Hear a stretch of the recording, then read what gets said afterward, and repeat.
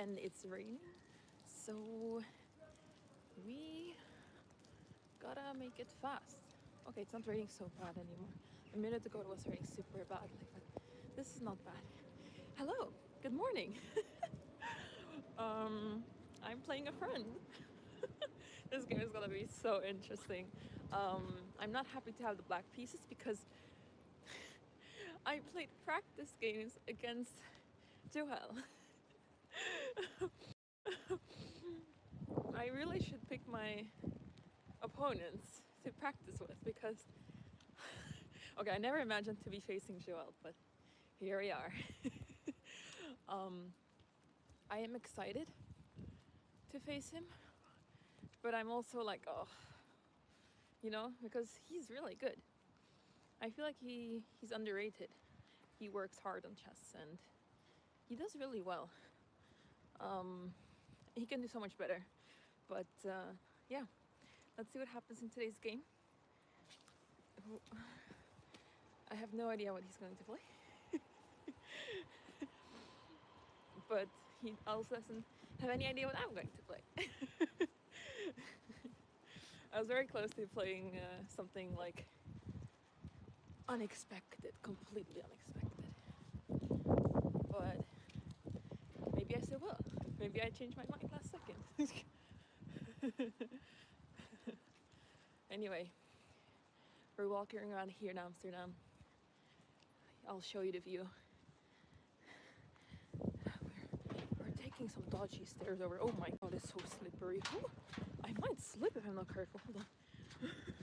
This is really slippery.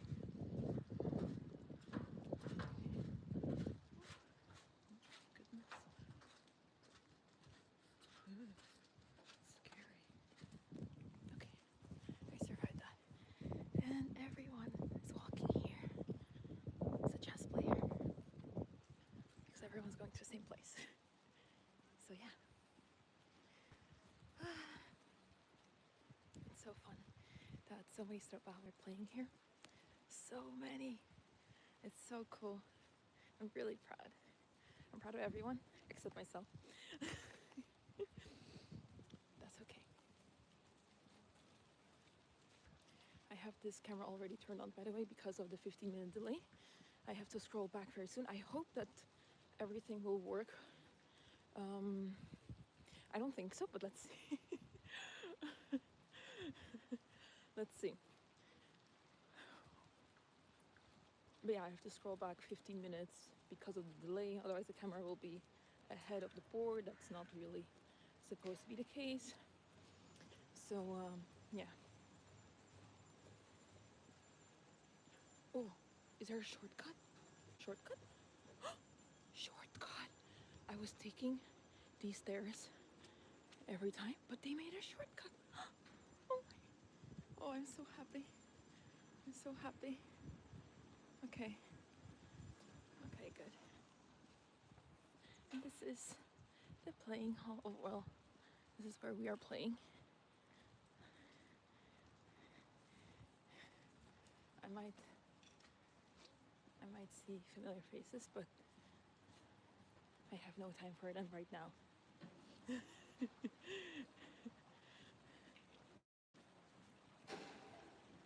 let's go.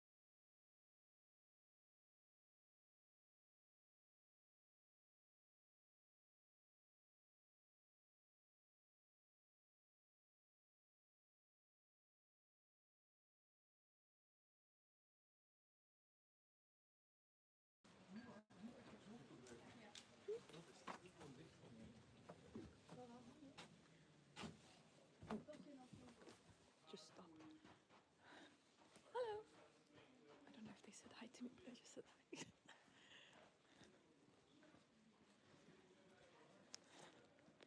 Okay.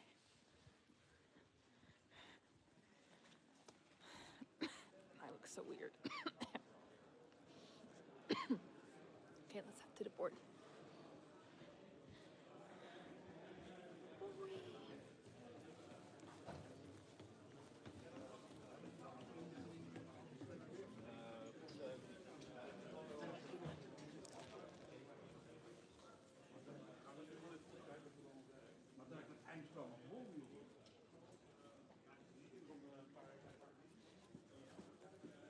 Hello.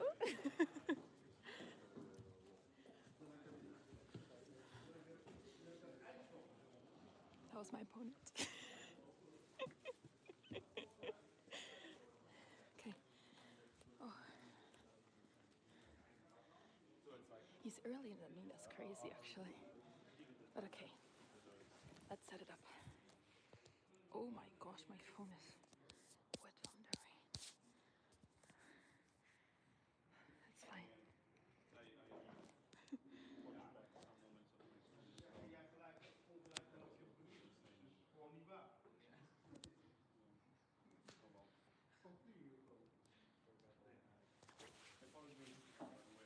Oh yeah, I saw it. Did you recover, Anna? Yeah, I'm fine.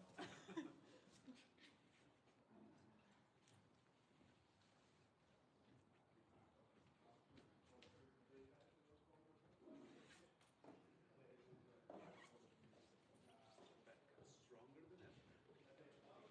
You won't. No, I didn't. Can you believe that? I lost. You have cheated me? Yeah. Like? Yes. With 0 points, like? Yeah. Hello. I thought only the player. Damn, that's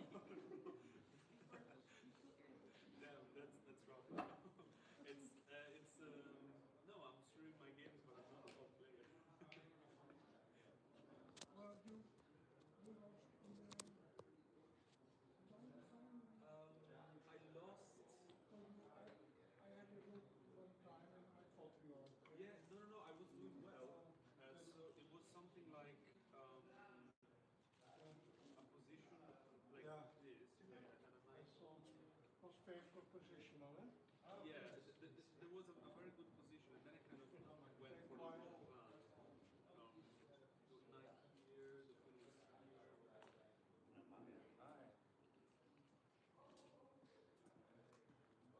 Ik dacht dat alleen maar de topspelers live waren. Nee hoor, dat is geen live, dat is streams.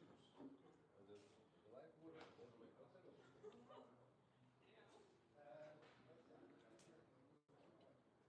Oh, I thought you lost. Yeah, sorry. Oh, dus I wanted to show you. Yeah. Fair enough. Like here, this bishop was off. I think this is it. Ja, soms nog eens. Ik ben maar. Yeah, oh, rook here. And basically, Zo? yeah, the queen was there. Queen is right there. Yeah. And here, the knight is threatening to take. Oh, and this rook is here. And You must be okay. I was trying to think this, but then, takes, bishop takes, take here, pawn takes. And I thought, do I want this? Like, it's kind of odd.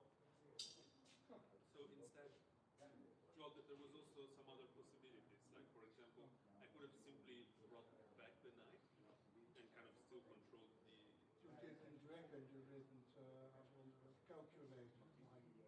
Yeah, I thought, so I came up with this idea. I thought after the knight takes, I'm opening down the file and it's very hard for him to control it back, and this one is kind of blocking some squares. Very sensible. But actually this is, This is now. it gives away the advantage because now this move is basically threatening to win the pawn, and I have to defend it like this. There's no other. Yeah, exactly. This proved to be a weak point. Yeah. And so I eventually went like this, and on the long run, this made some inaccuracies and he was able to clean it. But do you come from London to Monday? I go, yeah, I go back to Or are you London. staying here? No, I can't. I have work, so I'm going back on Must Monday. be expensive. Okay. You're staying here in a hotel, hostel? Yeah, but I wanted to I wanted to play, you know, a tournament abroad. Yeah. Do you play in London also at the club? Yeah, I play in Amsterdam Chess Club. Must have this quite enough. Yeah, yeah. It's the chess scene in London is very good. Play in London tournaments sometimes. Yeah, yeah, sure. There's lots of them, and You're studying here, huh?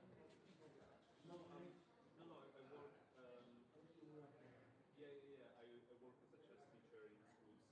But you can say you live in London. Yeah, yeah. I live in London. You live in London. Yeah, I'm not from London. But you're going to stay in London. Yes. Success. Like, oh, did you win your second game? Oh, no. Oh. I was overplayed in the opening. He was just like, I cannot say anything. He plays us.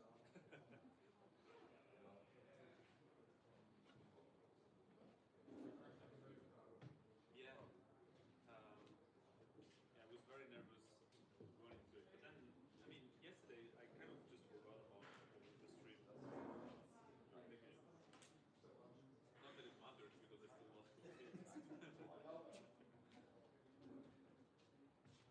Hello. Hi. How did you do? Yeah, I won there yesterday. That's the reason I played here on the digital court today. Yeah. Alright, serious stuff. Yeah. So, are you on 2 points?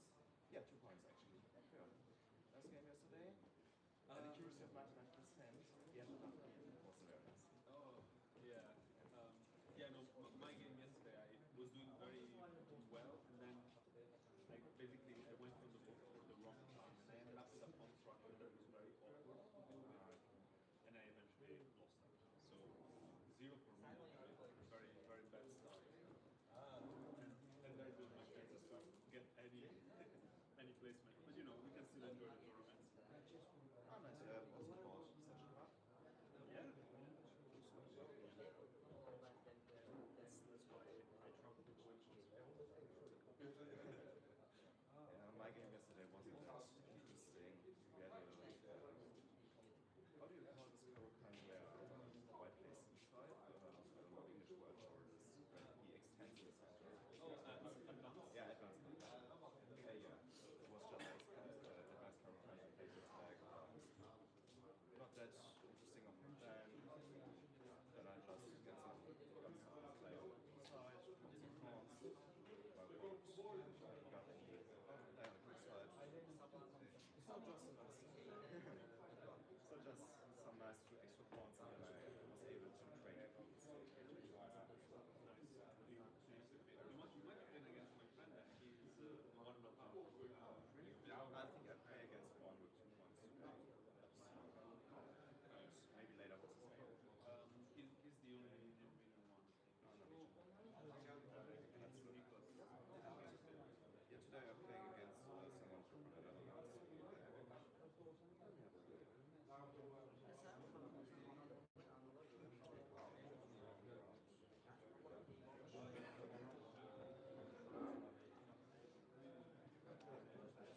Yeah, late nights.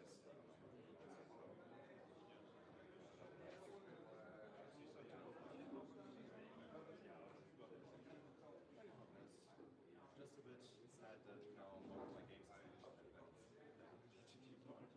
It was a nice for me in preparation always. My games just by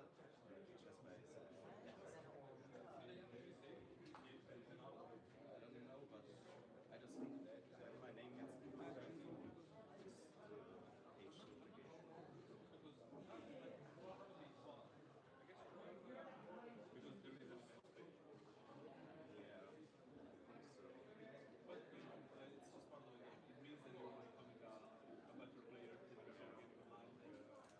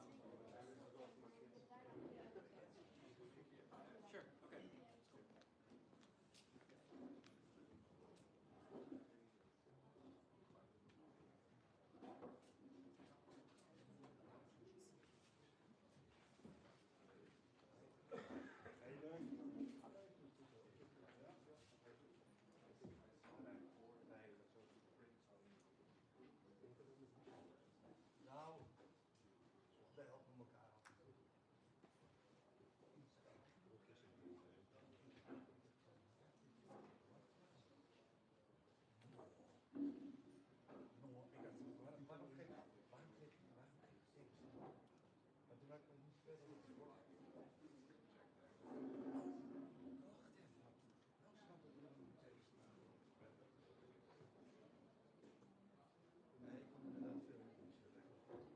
Ik moet even, ik ga het nog opsturen.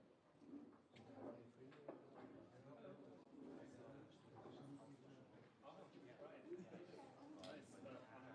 Yeah, we lost both games. It was, I guess, fun. Not really the second game. Yeah, it is what it is. Thank you. Thank you. Much needed. Can chat hear me? In 15 minutes.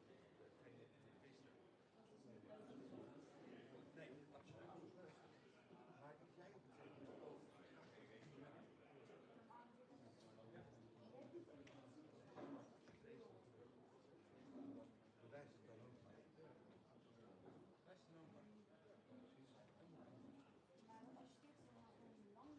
Als jij iets denkt, dan nog geen staart wordt, dan mag je bewijzen. Dat moet bij iedereen. Als jij denkt dat je allemaal wint, prima.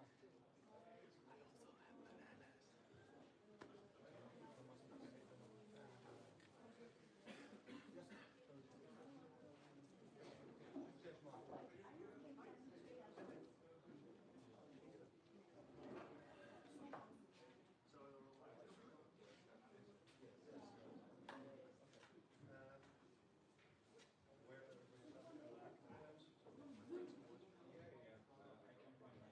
So if the stream crash, yeah,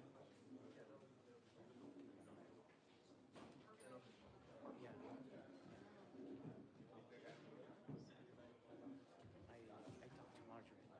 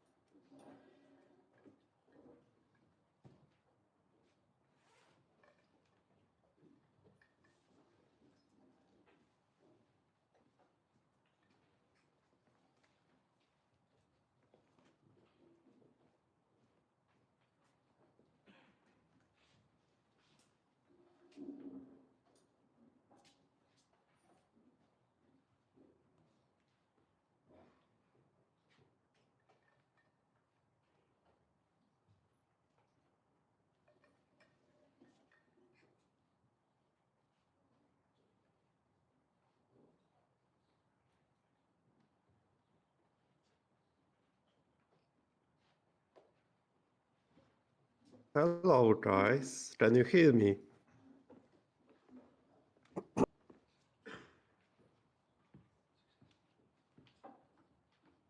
Alright, guys. Sorry, I'm having such a cough.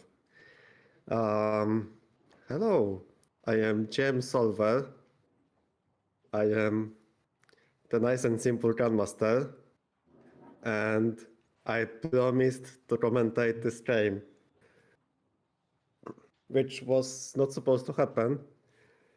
But yeah, we are having nice and simple game between Anna-Maja, aka Streamer, versus Joel van der Werf, aka not Joel, or Coach Joel, who you can check his Twitch or YouTube. And they are facing each other.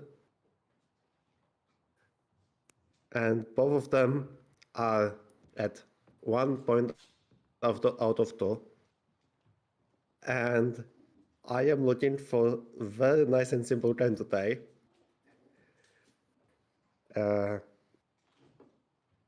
And obviously, both of these players must be so happy to face each other.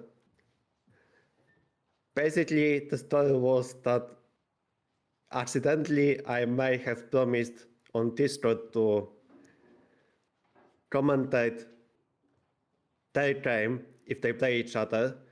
Now, it was not supposed to happen, but unfortunately, Anna-Maja lost second game yesterday. And yeah, now I'm sitting here on Saturday morning.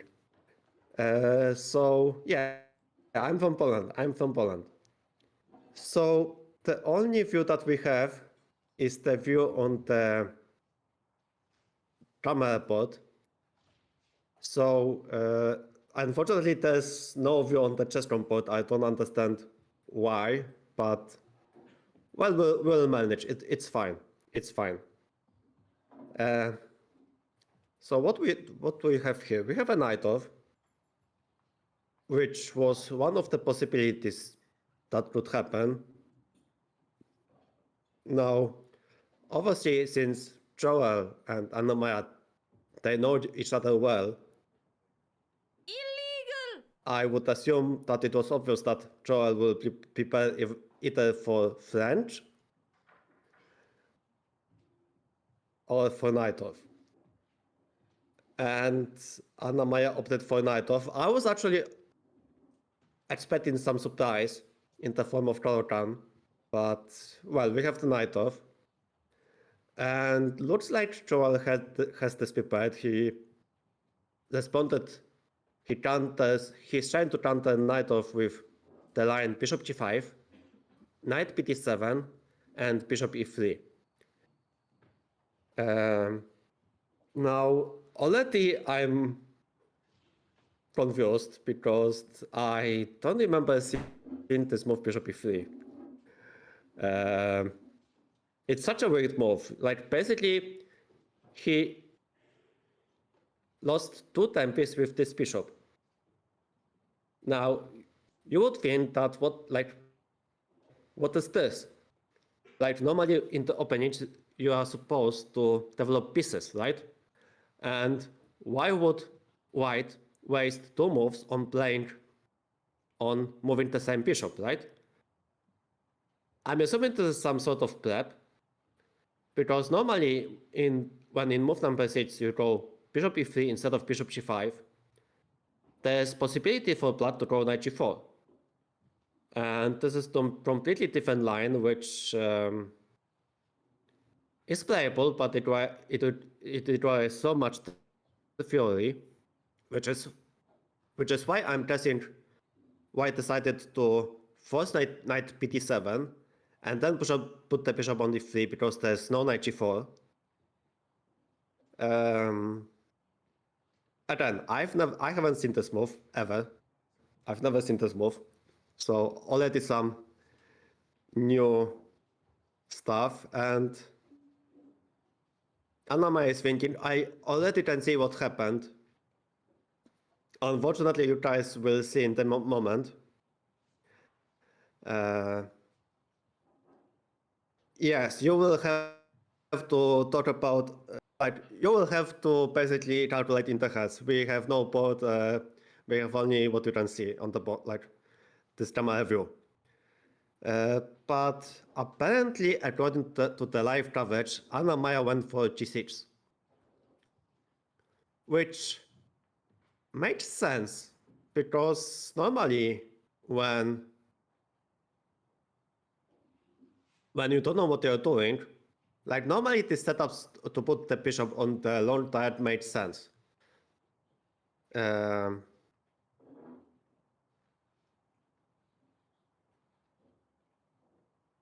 And we have more moves actually. Wow, actually we have so many more moves. So after bishop f3 g6, white went f3, bishop g7, and queen d2. So black is playing some sort of knight of Daron hybrid. They decided to combine moves a6 and g6, which normally shouldn't work. And white just made a standard setup which you are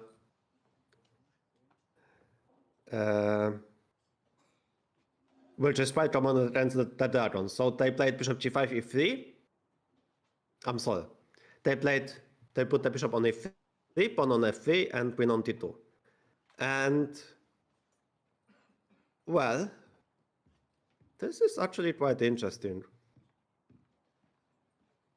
So basically, we have like a dragon where black played a6, which normally makes some sense because there's some ideas of b5.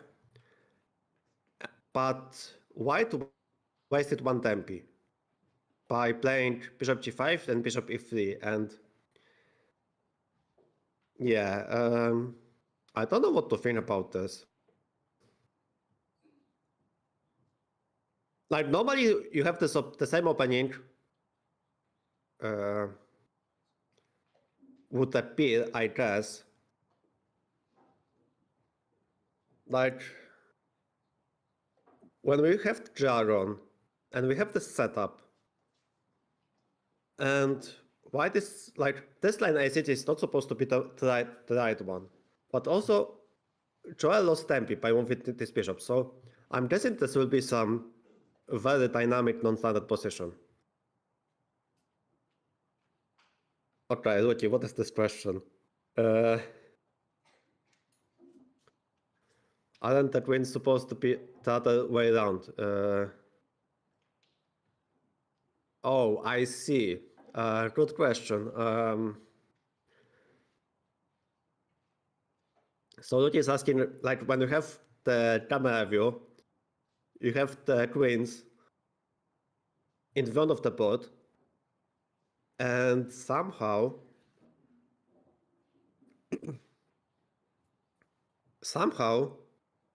Joel is having access to the black queen, and Anna-Maja has an access to the white one. And yeah, I think that these queens should be reversed, but yeah, I see. Yeah, I think these queens should be reversed. Yeah, interesting. Interesting. I don't know what to think about this. Okay, Strauss says that this game, this position is not new. Like, let me check with the chess from library. Apparently, in the chess from library, there are 3 games. Oh, wait, what? Okay, this is crazy. So guys, this position appeared 3 times.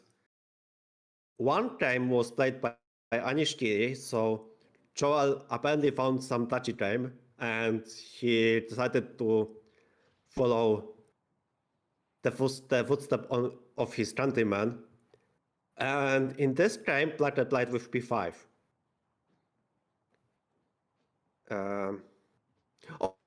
Oh wait, we have the board. Nice, nice. Finally. Oh my god. Thanks, guys. We have the board. We can see the view not only on the camera but only on the board. Yes, I have something like now you can understand, guys, what I'm talking about.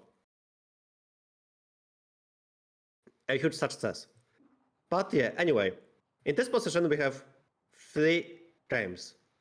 One of them was Anish versus Underbridge, in which black went for b5 and Anish applied with a4. Yeah, I'm guessing this makes sense. Just the fact that white hasn't dazzled queen side makes smooth a4 more viable. Because b5 is the weakness of the queen side. Like, whenever you consider b5, you have to consider the consequences of within this side. And normally you want to play this b5, this move b5, once white castles queen side. And yeah, so this happened in the time of Anish Giri. We have another reply was 27, which was played by in the time of Andrzej Svetkov versus Ivan Semliansky, another grandmaster. But there's one more time which was played in this position, and it was the time of Joseph Kirel versus. Oh no, wait, guys. This was played in the time Kirel versus Kramnik. And Kramnik lost this game, so I can imagine his reaction when he lost in this line. Oh no. And Kramnik answered played h5 and then he lost. So guys,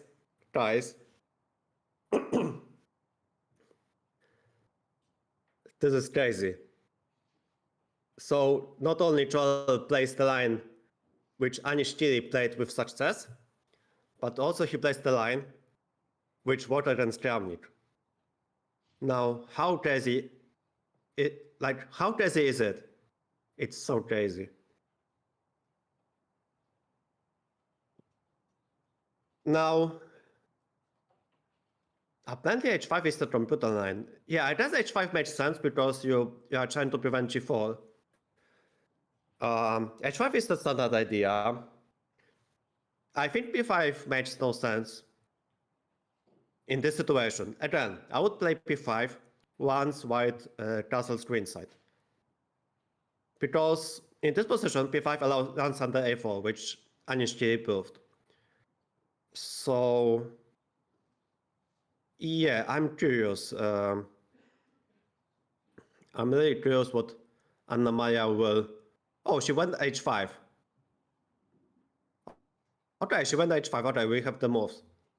Right, so actually, it looks like the camera, the live board camera is ahead of the chesscom one. Okay, so Anna-Maja played h5, and Joel is thinking, so I guess he was not expecting h5. And also, guys, Anna-Maja played the move, the top engine move, and this move was also played by Kramnik. So this is very interesting. Very interesting. But to be serious, I like h5. I think h5 is such a standard idea in this situation, and it just prevents g4. And Anna-Maja is saying, "What are you going to do? Will you make a long castle? Then I will play b5, and then you shouldn't play a4 because then you weaken your king's position." So Troll is thinking, because what else can he try? He can probably put the bishop on c4, which is also a standard square for this bishop. And after b5, go bishop b3. And this is something that is recommended against this setup. Like normally this bishop has safe square on b3. And even if black plays knight c5, it doesn't matter. White can long castle, and then they just probably they will try to play in the in the center. But again, Black's plan is also simple. They want to play b5. Again, like double-edged position, I would say. I would say this position is very double-edged, and okay, Joel went for bishop e2, which yeah, so I'm just interested in like this bishop c4 b3 idea, and probably he will castle change side. And yeah, I just think that it makes sense because with move h5 played, like this is some sort of weakness on one hand. On the other hand, once white castles change side, white has to consider ideas of h4, h3, and trying to break up the king's position. So yeah, interesting. Let's see what happens. Wouldn't be surprised if they are both inputs still. Zumcha, I don't think that they know the stuff.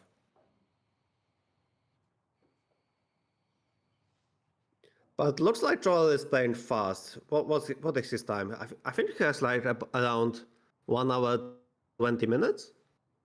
And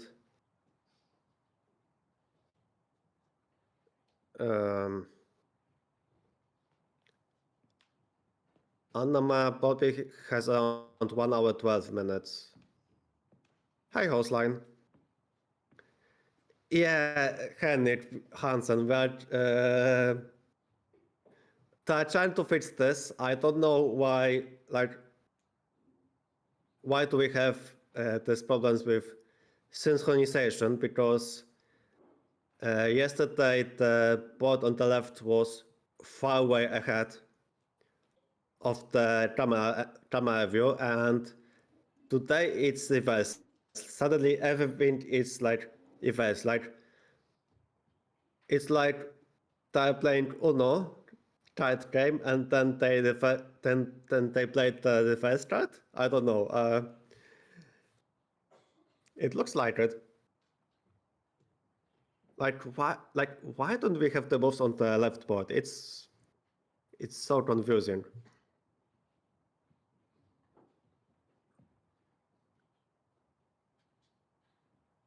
But yeah, for guys who cannot see the board on the camera, from the chesscom board, we had the moves of h5 and bishop e2, and Anna-Maja is thinking. Now this position is new because Joseph Kirel versus Kramnik played long castle, and then Kramnik went b5. So already Joel made it a novelty. Like this position is new. Never mind. This is not a new position. I'm so confused. I am so confused. This position is not new, and we have two times in this position.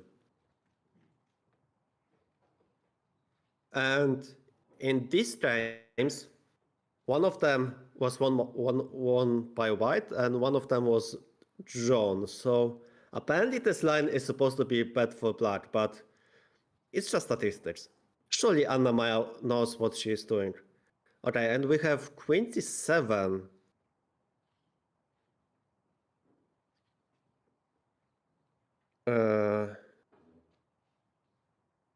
On the live board. So we have the moves of h5, bishop b2, queen c7. So I assume Anna-Maja is preparing b5. Or preparing some ideas of knight e5, c4. Interesting. Maybe she is waiting for white to make a castle because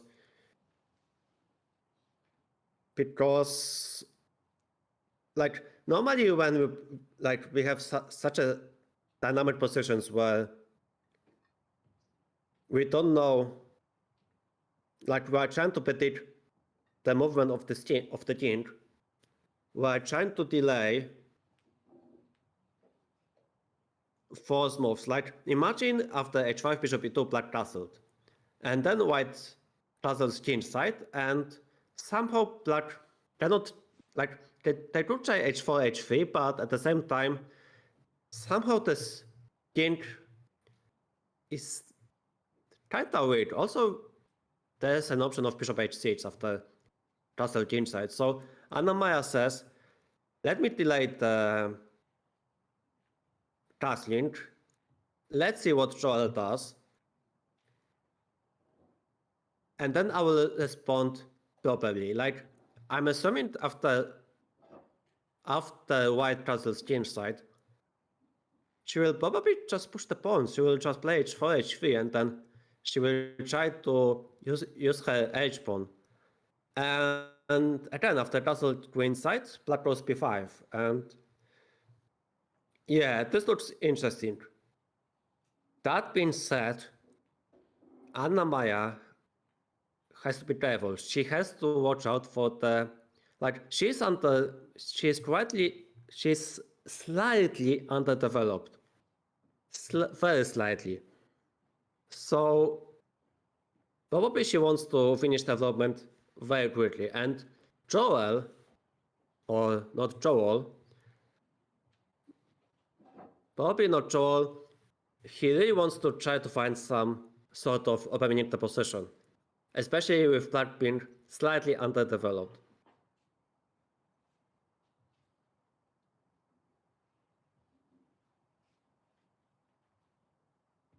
Yeah. So this will be interesting. Also, yeah, guys. So while I'm thinking, let me tell you a story about. Let me think closely of the who is Anna-Maja facing today. So, as you guys know, not Joel is very famous in Twitch community as the coach. He is training so many talented chess teamers. And he has a huge opening theory. At least this is what I've heard about him. I played Joel once. There was this TwitchCon event, and I was trying to bully all of the players by playing 1 minute versus 5 minutes. And I thought, yeah, surely I will win every time. But then I see this tall figure, and somehow this person played so well, and I was like, oh no, this guy is so good. And I think I lost one time on time because I had 1 minute and he had 5 minutes, and it was Joel. And yeah, I lost on time one time, then I won second time. But yeah, then I told him who is this guy, and he said, yeah, 2100. And I was like, wow, what the heck? I'm sorry for swearing, but I was so impressed. Like, Joel is underrated. Let me tell you this, guys. Joel is underrated. He easily can play with the bigger strength, and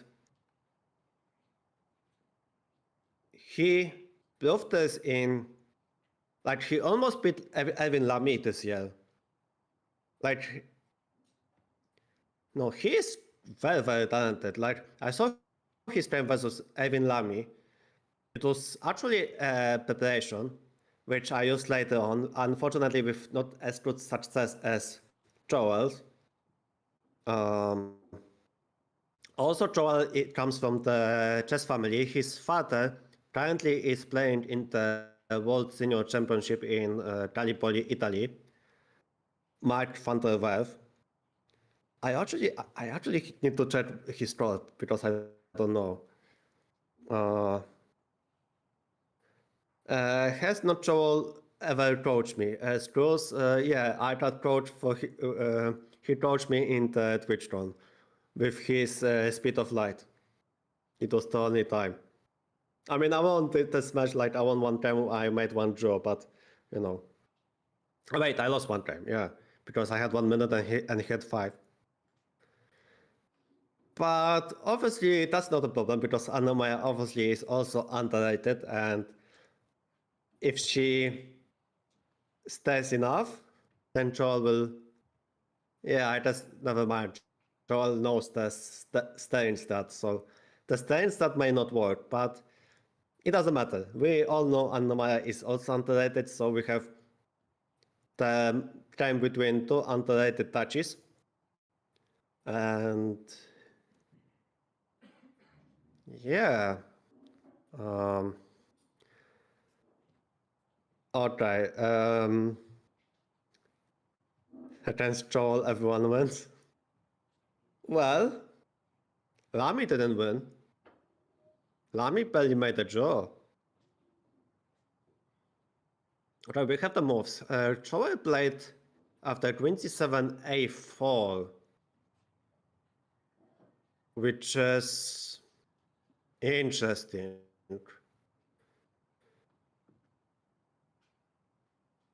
I don't think a4 is necessary.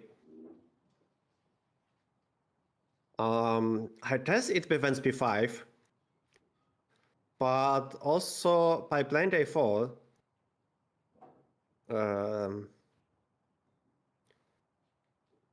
Joel is kind of forcing himself to make tussle king side, because with the pawn on a4, you don't want to tussle queen side.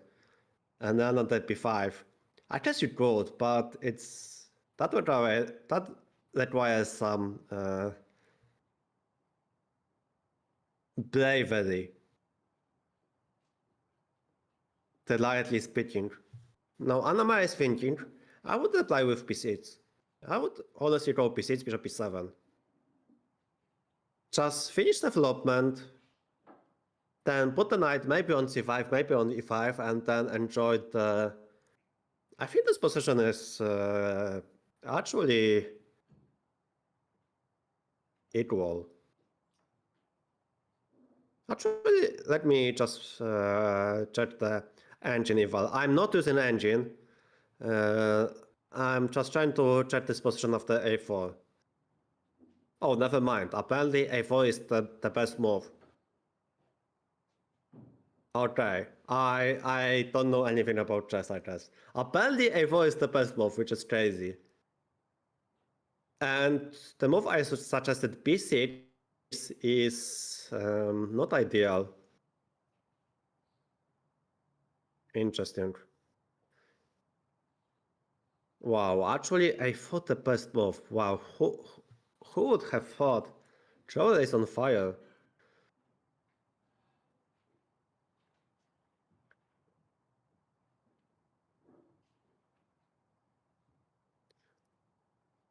Also, guys, we didn't make a prediction because they're playing in the morning.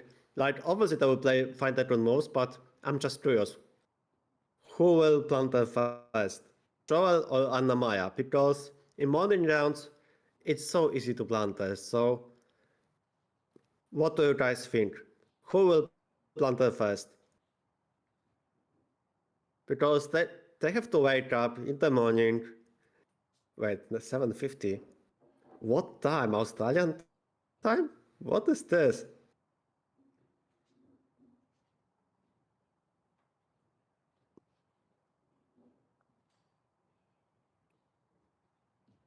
Nobody will blunder. No, but if it's a perfect time, this will be boring. We need some drama. I need some content to roast. I mean, to commentate on. I wanted to say roast, but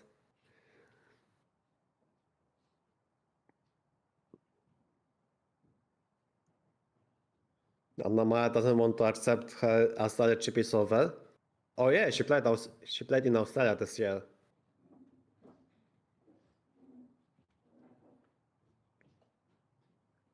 Okay, I think she's about to make a move. I think she will play knight b6, and she gave a style.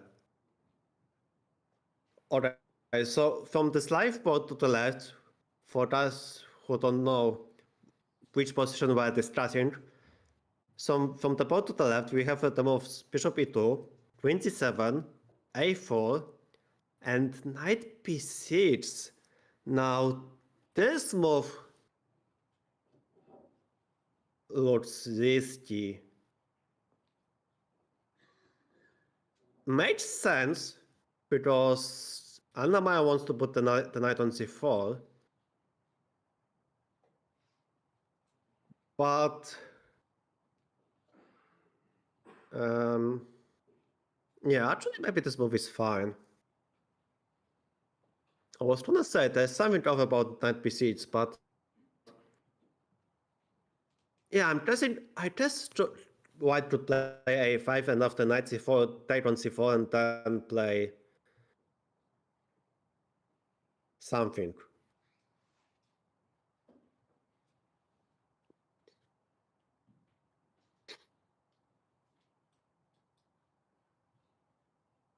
Something. I don't know. Somehow knight b6 looks weird. But also it makes sense, I guess. I guess this makes sense because Black really wants to put the bishop on the knight on c4 and then probably play bishop d7. But yeah, somehow it is like it. Like, let's say white castles, king side, and if that plays knight c4, then I take on c4, queen c4, and then a5. And then white has ideas of knight a4, knight b6. So that's why I am not sure about this move knight b6. Because this knight has to land on c4 sooner or later.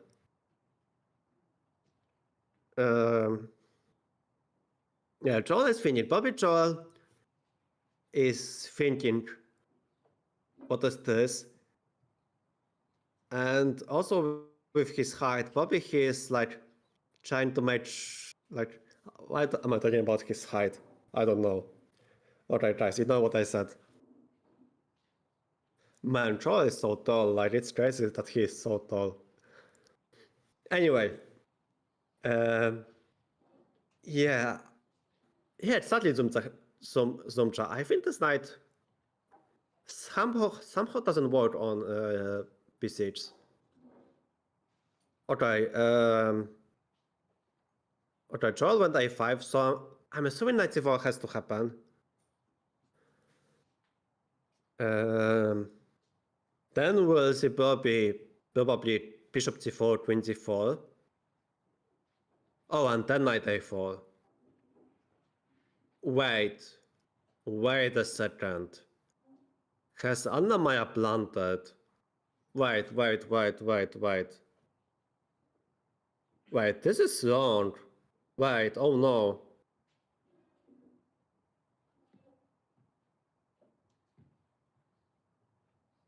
That's knight a4, black has 97. But then I play b3, and then after queen c7, knight goes c4, so... Wait, rook a4. Okay. I was expecting knight a4. Rook a4 seems off. Because then black plays queen c7. Yeah, I don't understand rook a4. I think Joel misplayed this. I think he had an idea of playing knight a4 and knight b6. Just put this knight on b6 and then... This looks extremely passive. I think Anna-Maja dodged the bullet. Because the rook on a4 does nothing. Yeah, why would you... Joel, what are you doing? Just pieces, man. This knight on c3 had such a juicy square on p6. Just play knight a4, knight b6, and he said no. He impulsively went with the rook on a4, attacking the queen, and then queen c7 happened, and Joel is like, wait, this doesn't look right. Right now, suddenly white pieces are not coordinated. Yeah, I think Joel noticed this little stir of Anna-Maja's and he panicked. Which is good. This is good for Anna-Maja's believers. I think not Joel mess up. I really thought he'll put the knight on a4.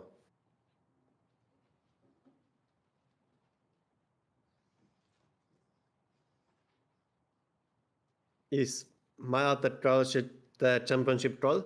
Yes, she won. Was it? She won the European under 16 championship.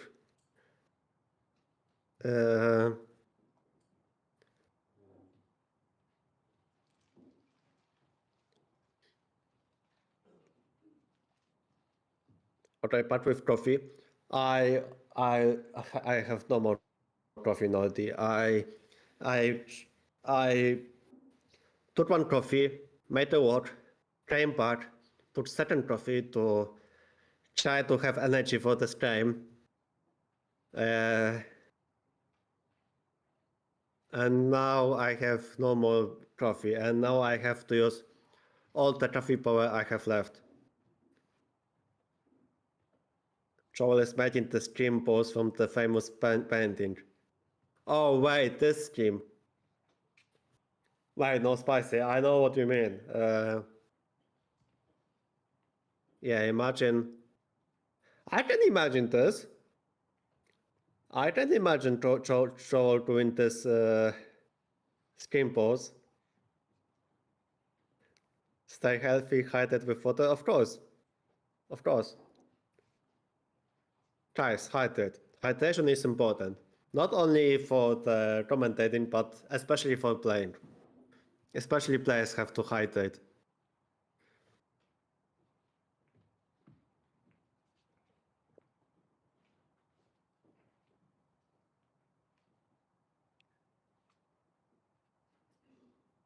Yeah, actually, let me double check. So from this position which you see, we had a4. Like from the board we have to the left, we have a4, knight b6, a5, knight c4, bishop c4, queen c4, rook a4. Now I think after queen c4, yeah, engine says knight a4 it was plus 1.3. And after 97, I was assuming p3. Yeah, p3 is plus 1, apparently 92 was plus 1.4. Instead of Joel's move rook a4. Rook a4 is just 0.6. Oh, but actually Joel can play knight d2, which I didn't see. Yeah, knight d2 in this position also makes sense. I'm pressing, okay, it makes sense to like with the pawn on a5, it makes sense that this pawn on a5 gives some space advantage, but again, Anna-Maja touched the bullet. If Joel went knight a4 instead of rook a4, this would be a very bad news. Oh, Solitan, thanks for 100 bits. Thank you. Joel has a bottle. Yeah, he has a bottle of water. Oh wait, this is it's not a bottle. I think this is some sort of plastic container. But Anna-Maja, I think she has a banana. I think I see the banana behind her hair. Behind her nice and simple hair. Why am I talking about this, guys? I should focus on the chess, not on the non-chess stuff. Yeah, but I think Anna-Maja has a banana. Yeah, okay, that's true. Plastic container, it's the name for the battle.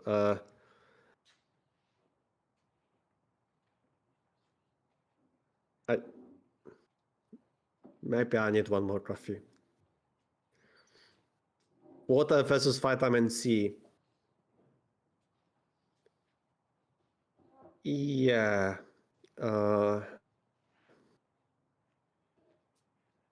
Yeah, but I think, yeah, Anna-Maja has banana, like some fruits behind on the next to the window. Like normally when you play it a long time, you need some snacks to get some energy. And Joel, I think he also has some Yeah, like next to his paddle, I think he has some snark. I don't know, guys, if you can see, like next to the clock. I think he has some sort of pass nut, which is quite standard. Like normally, whenever I play game, I like bringing some water and some snacks.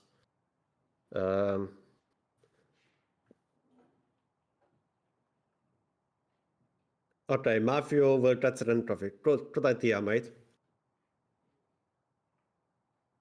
Very good idea.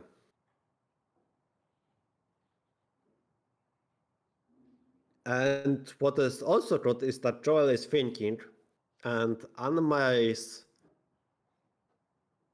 probably happy that she dodged the bullet, at least for now. I think time-wise, I think they have similar time. I do not see the camera close, but looks like Joel went into deep tank and Anna-Maja is trying to take advantage of that.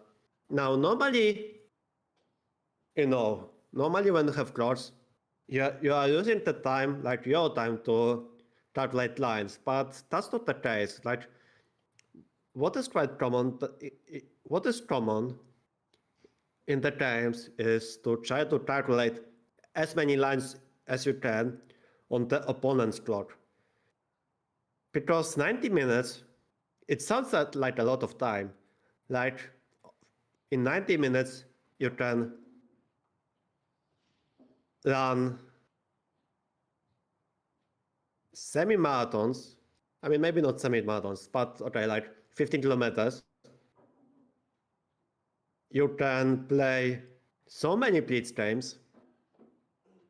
So you would think, yeah, 90 minutes is so much time, but it's not. Especially when we have such a complicated position like this, because normally Sicilian positions are very rich in ideas. And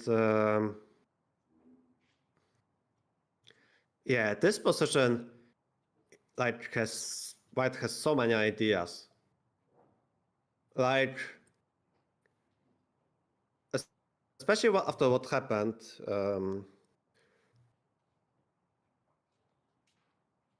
Oh yeah, we can watch the half a lot of the rings. The oh man, I would watch a lot of the rings. I love this trilogy. I think as I did, I've watched it like 10 times at least. Oh hi Phoebe, good to see you. Okay, Phoebe is one of the Joel student. I think I'm correct, right? Correct me if I'm wrong, but Phoebe probably has that hard dilemma whether to cheer for not Joel or for Anna-Maja.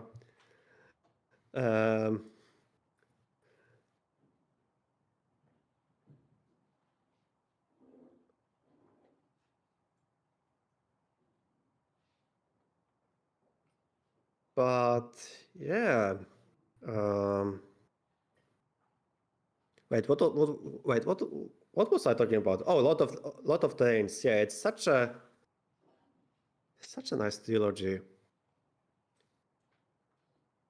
Guys, have you ever watched a lot of trains? And which part is your favorite one? Let me know in the chat. Anyway, Joel is thinking. So the position we have is. Oh, Hoslan is also one of the students. Oh, wow, nice. So Hoslan has the same dilemma, whether to cheer for Joel or for Anna-Maja.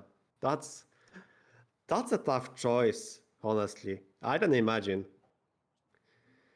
Yeah, but from this position which we have to the left, okay, we see knight b6 played. Then we have a5 played, knight c4, bishop c4, queen c4, rook a4, queen c7. And Joel is thinking, I think he is thinking about this b6 square. Like probably he's thinking to try to make use of the square by playing knight d2 or maybe knight b3. Apparently 92 is the top engine choice, and it gives white, it gives slight advantage to white. But also he then just simply does a king side, and even then, it's not so easy to make moves with black. I would assume bishop d7, bishop c6 is an idea, just to finish development, but then what? Because again, if you tussle king side, then bishop h6 is also another idea, to try to exchange the, like to trade the style through a bishop on g7.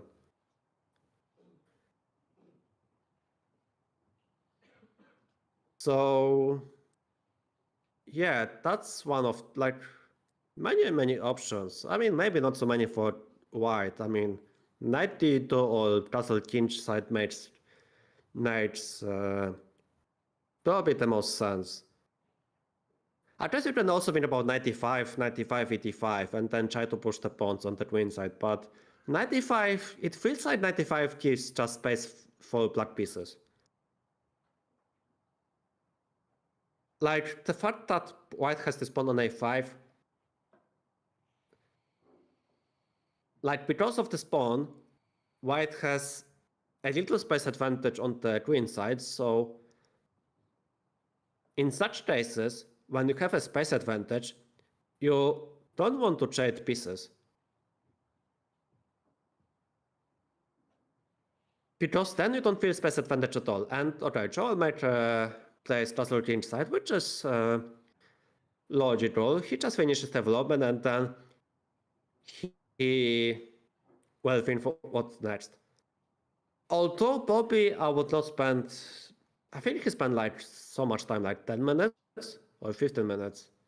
I think I would spend like 1-2 minutes. Like for me, I would just think about either knight d2 or maybe knight b3 or castle. And I think spending 10 minutes, it's not necessary in this case when you have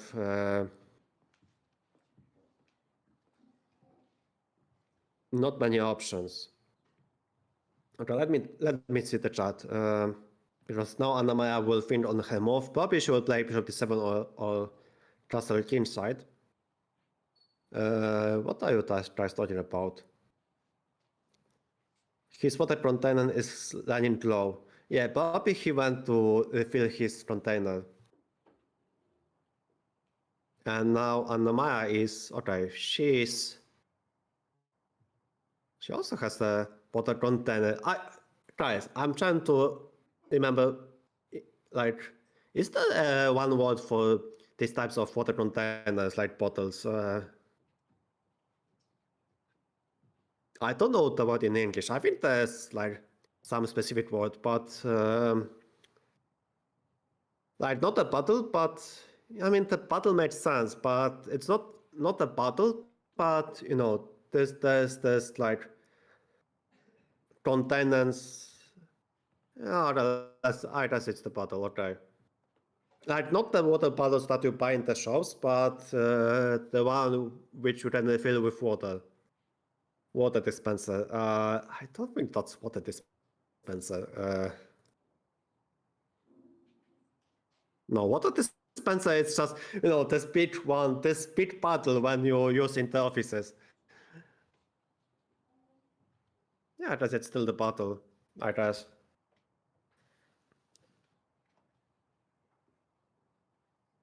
How sad.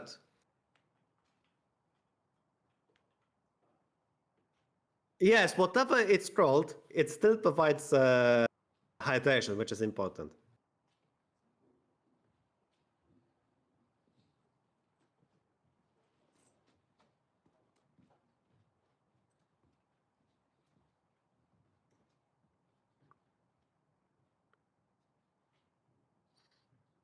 Oh no, Screws, that's unfortunate.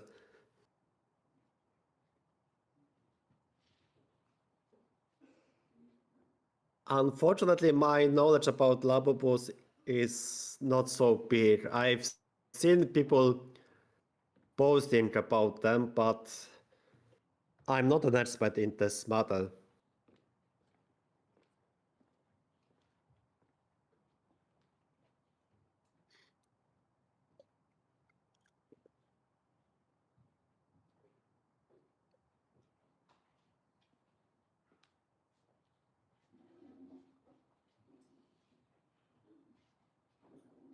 Okay, so we have queen c7, we have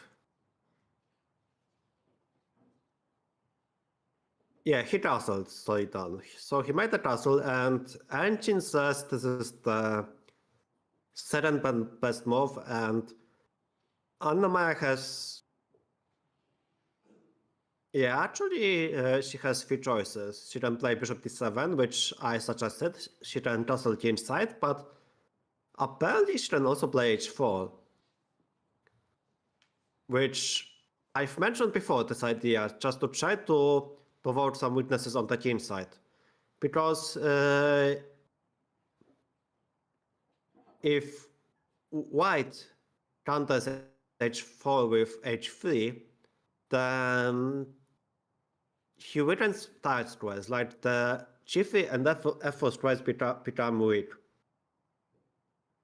But if he doesn't play h3 and he allows h3 from black, then this pawn may become annoying. So I understand engine suggesting h4. Actually, h4 is also not so bad. Like, yeah, I would assume this position is somehow it's crazy that engine says it is like plus 0-4. I would assume this position is closer to equality. Okay, she went for bishop d7, which is logical because she just finishes development and she attacks the rook on a4. And Joel probably will move his rook to, I guess, a3. He could play rook a1, but I guess the rook on a3 is more mobile. Like from a3, the rook could move to b3, to c3, or yeah, exactly. He went to a3 because the rook on a3, it can swing across the third rank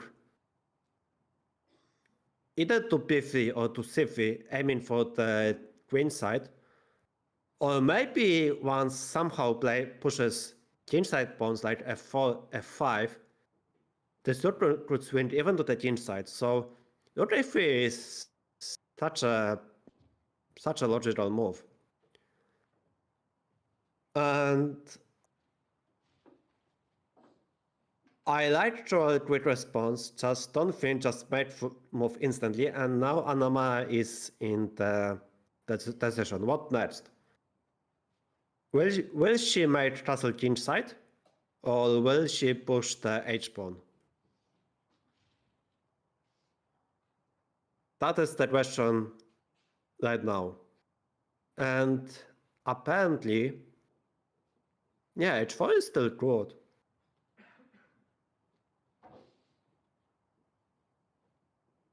Yeah, apparently h4 is still good. Apparently, Urziet is the top engine suggestion according to Chess from Engine.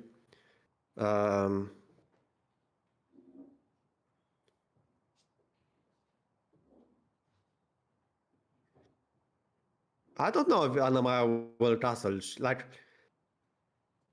guys, we all know that she loves playing non-castling games, so I would not be surprised if she thinks that castling is out of the way,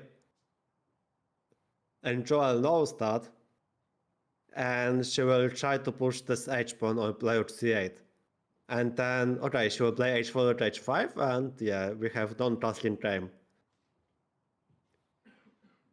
Which is, I guess it's not a problem. Like, I can imagine Anna-Maja playing h4 to h5, and okay, the king on a8 might be in trouble if the center opens, but worst case, the king can just run. It can just run to f8 and to g8. So I don't think that's a huge problem. I think the biggest problem is whether the suit on h5 is well placed.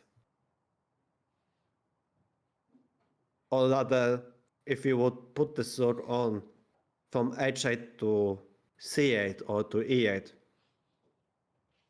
I think, given the fact that white controls the b6 well, it's just really hard to put the suit on e8 on c8 because it looks like the suit does nothing. But I could also imagine. Alright, she plays h4, so I'm testing casting this out of the way because now with the pawn on h4, once troll plays h3, white really cannot castle because the pawn on h4 will fall after bishop g5. So I think Anna-Maja will place her rook on h5, probably second rook on c8, and then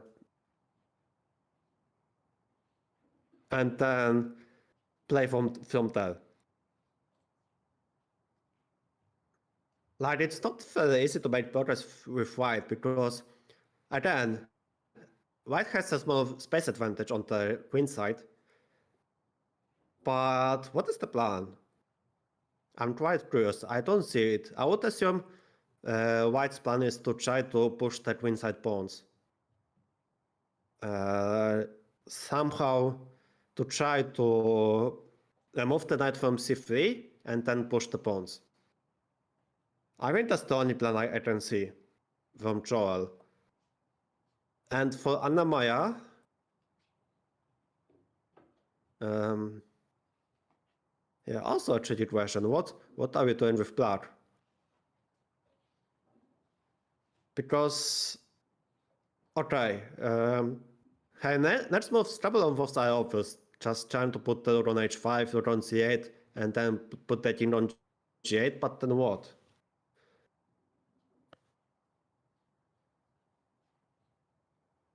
Oh yeah, lost but that's a good point that they actually are join each other. Like, look at this. White played a4, a5 with a4, and Anna-Maja is about to do the same thing on the queen side, on the king side, sorry. That's a good point. I don't think she's doing this on purpose, but yeah, that's I'm very glad you noticed this, Lost Grouper.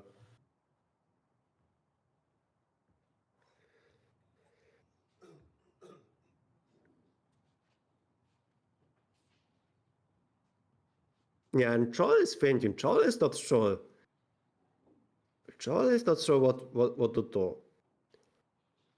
And Anna-Maja, I think she knows what to do in the next moves, but then what? We will see. Also, you can see already the clocks. They have similar time on the clock. What is important that they have 90 minutes for the whole game. So they don't get extra time after making 40 moves. So they have 90 minutes for the whole game. So once one of them runs into time trouble, that's it. They will have to play on increment. And they have no supply whatsoever.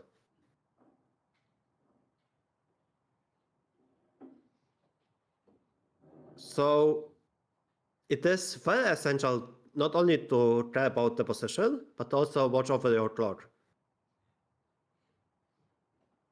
And you can see just both of them look at them, focus so much. They're trying to calculate all of the ideas. They're trying to predict the reactions on the opponent's clocks. And yeah, this is such an intense game.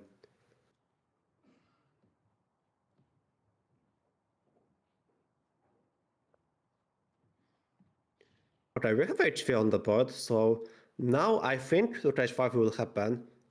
Or rook c8. I think we can start with rook c8 and then figure things out. But I don't expect to see castle. I don't expect Anna-Maja to castle in this time. I would be shocked to see Anna-Maja castling. It's one of her trademark tries. So she has, I think she has like 3 trademarks. One of them is, one trademark is the French bishop. Second is playing g5. And third is non-castling. And okay, the French bishop is kind of alive. For now, we cannot play g5, which is unfortunate. But I don't expect to castle. Swamka, I think Joel played h3 not only to prevent h3, but there is the world where white could push f4. So the problem with pushing f4 right away is that g4 squared was weakened, and black could put the knight on g4. Yeah, the moves on the camera are ahead. So from this position, Slomka, from the board on the left, we have the moves of bishop d7, rook a3, h4, h3, and rook h5. So yeah, so we had Joel playing a4, a5, and rook a4, and Anna-Maja decided to copy him, and she responded in the same manner. And actually, there's one more thing that I forgot to mention. So rook h5, rook from h5 is aiming at the a5 pawn. Like many people can miss the longest moves on the board. Like by playing with h5, this pawn on a5 may be hanging. Not now, because after rook a5, let's say white plays any waiting move. Like let's say bishop f2. And if black captures the pawn on a5, then white plays knight e5 and bam, and black is losing material. So this is an important factor. So this pawn on a5 may be hanging. Maybe it's not hanging now, but it can become an issue in the future.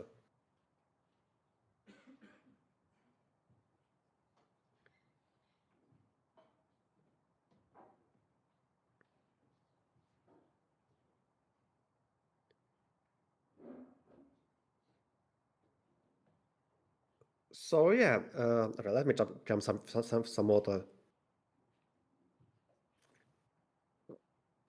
Not only players need to hydrate, I also need some hydration.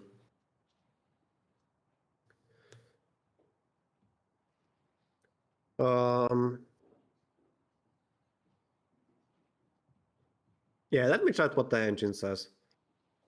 Actually, I think like I will use the engine more often than I should. But I think I'm assuming this position is like equalish. Oh, never mind. It's still slightly better for white. Yeah, but it says like plus c4, which is kinda nothing. Actually, it wants to just... Oh, interesting. It wants to sack this pawn on a5. Oh, actually, it's not a sacrifice. So basically, engine insists on playing queen f2, which is interesting. What happens if I defend this pawn? Like, if I play knight b3, then it's still slightly better. Yeah, I would assume knight b3 made sense because then I play bishop b6. And still the problem is that this b6 square belongs to white.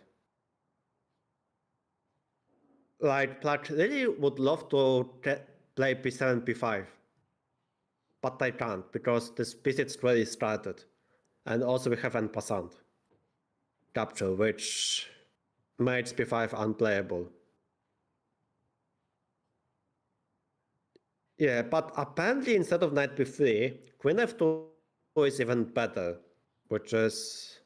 No, actually it's not better. Actually, knight b3... Oh, apparently knight b3 is good, which was my first thought. But after queen f2, if we take on a5... Ooh.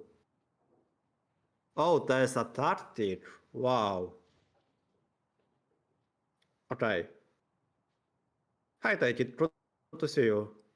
Alright, guys, this is crazy. So, from the spot on the camera, white has this trick that they could play queen f2. And idea is, if black captures on a5, if they play rook a5, then knight e6 is the trick. Very nice and simple trick. And the point is, after bishop b6 wins the rook on a5. And white has extra material. So this is quite a trick. I don't think this will happen, but if it does, I will be impressed. I think knight b3 makes more sense than queen f2 though. I think knight b3 is like very positional, just trying to keep everything under control, and I don't think queen f2 will happen on the board.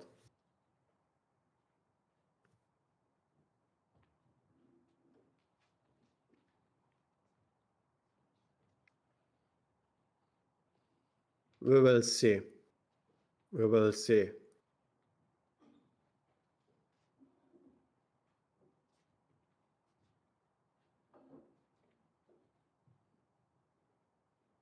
Yeah, that you know French. Anna-Maja was really concerned that French will be refuted by Joel, so she decided to go for knight off, which honestly I also was surprised to see knight off. But well, we have this position and it's very dynamic. Apparently white is slightly better. I mean, okay, white must be slightly better, but black's position is very, very solid. And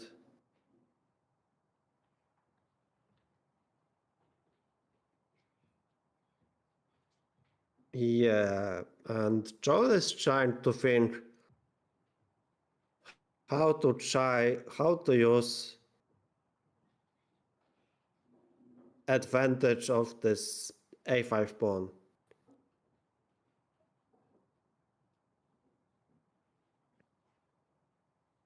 Like obviously both of them see this pawn on a5 is handy. Like they see that a5 is the idea.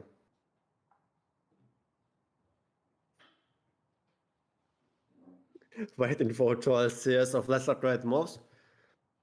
No, surely this won't happen.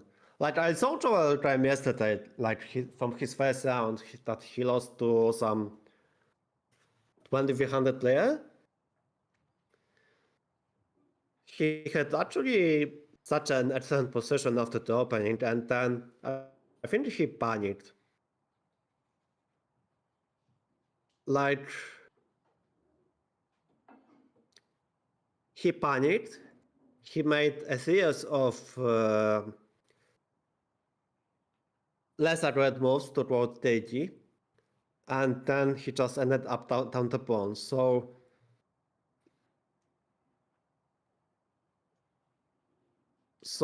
Anna-Maja fans can hope for Joel to do this again to panic. But Joel's fan, they're hoping for Anna-Maja to overthink and to spend too much time.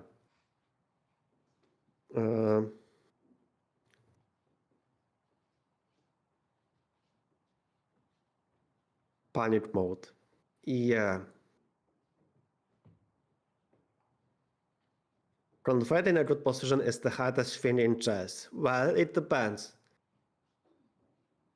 Guys, let me know in the chat. Let's make chat alive. What is your biggest weakness in chess? Or your biggest strength in chess? Let me know in the chat. So, my biggest, oh, actually, I cannot say my weaknesses because my opponent from the World Cup may listen to this commentary and he may take advantage. So I cannot say my weaknesses, but I'm curious to hear yours.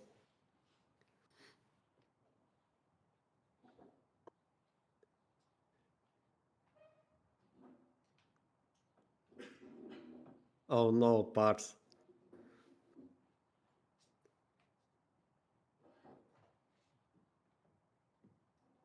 Okay, openings knowledge, rook endgames, converting good positions.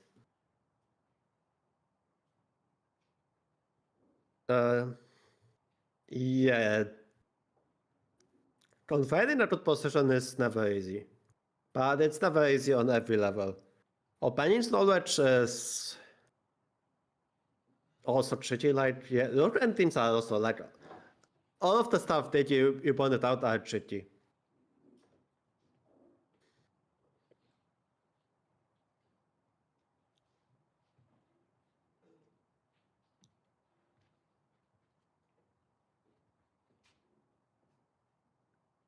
Like on vetting a good position, there was this game of Caruana Saw from the US Chess Championship. The event which Fabiano won the titles, but he had this miserable game versus Wesley Saw when he was given mate in 10 moves at one moment. And it was move 41, so after time control. And then Fabiano lost focus because he thought everything is wins. And then he turned his position into a draw in 2 moves. Like, which means that also he said also I've had the interview, he said he lost focus. Like, it's so easy to lose focus when you think like you have such a good position that everything is good. It's not. Like, even if in good positions you have to keep control over like focus over your emotions. Like, it's tricky. Like, I understand people struggling with converting good positions. Being impatient and trying to clarify position are Slumber's weaknesses. Yeah, being impatient is also not a good thing.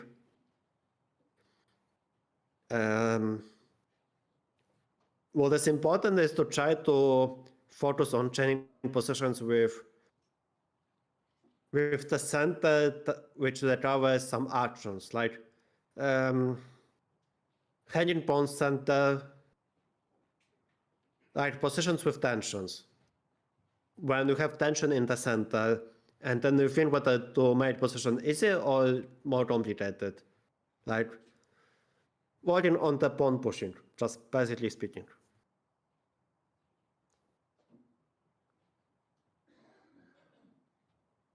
Thoughtful timing. If you play like on the computer, that's very, very, very interesting. You would be on Kamnit's side though.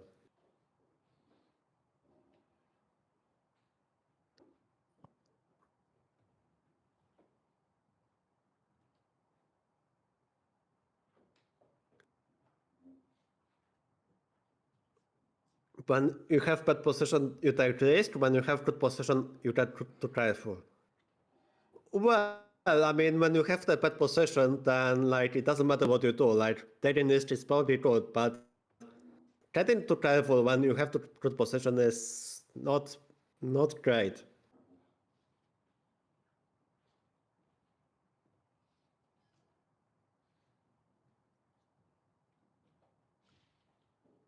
I really invite the people who have clear plans. Plans don't work for me, but this position seems to have clear plans. Well, all right. So Joel is spending some time after rook h5.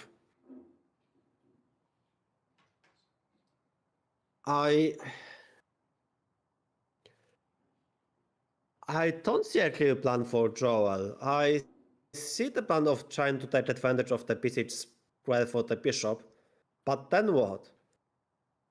Ideally, White would want to try to open up the position because the pawn on h5 looks weird. So I would assume the plan for Joel is to try to remove the knight from c3 and then try to push c4, c5.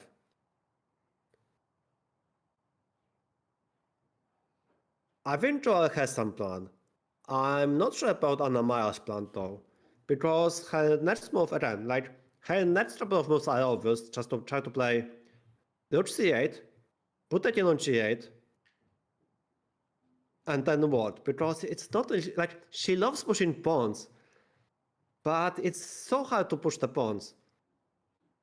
Pasham, we have h5 already on the live board. Live board in the middle is ahead of the just from one. Yeah, but again, for Anna-Maja, I don't see a clear plan. Like, what is her plan? Maybe it's better to put the skin on g8. Maybe she wants to put the rook on e8 and then push the pawns.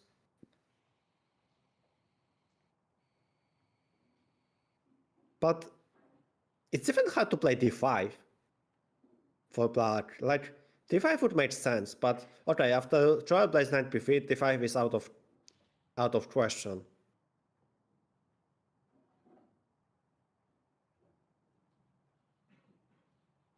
I guess d5 would be an idea, but not with the king on like e8. I guess, okay, maybe d5 actually, hang on. Like, now that I think about this, well, yeah, actually, still, Anna-Maja has two bishops. So, chat, I'm trying to think if playing d5 makes sense. If Anna-Maja manages to. I think if she manages to get d5, I think this is very good news. No? Like, she has two bishops. Like, the only issue right now for her is the skin on e8, which is not ideal. Like, if the skin went to g8 from e8, then d5 makes so much sense. Because the king is safe, and then you don't have to worry about opening up the position. And probably that's why also Joel is not sure, because not only he has to worry about d5, but also like this pawn on a5 is hanging. So yeah, I see d5 being an idea, but also I think after d5, White has an idea of playing e5. And after queen e5, bishop f4. So let's say White goes rook f1, Black plays d5, and White goes e5, which may or may not be unpleasant. Okay, Joel is about to make a move. I think knight b3 has to be played just to prevent d5. Apparently queen f2 is the top engine move, but I think from practical point of view, I would go knight b3 and prevent d5. And also have b6 for the bishop. Okay, he goes for knight d2. Interesting. Again. Wait, actually, hang on. Wait, can I take on a5 after knight d2?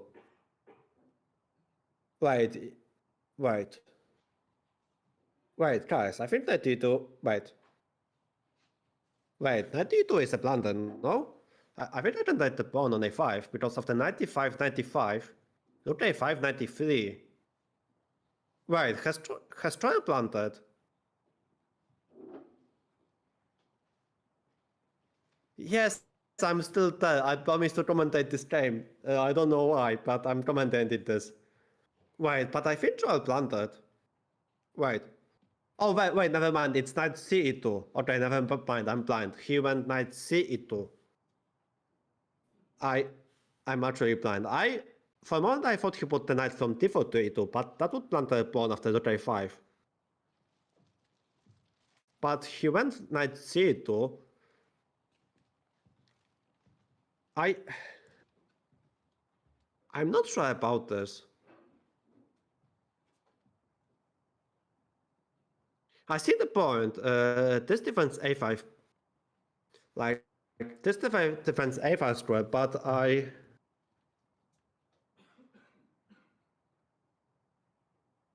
don't think that's the move. Maybe it is.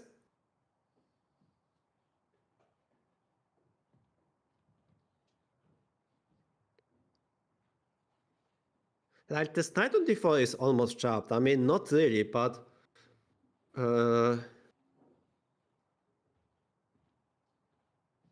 I would consider a5, d5 right now. But again, there's c5. Maybe Joel is onto something. I somehow don't like knight c2. I feel like there's more loose control over the d5 square.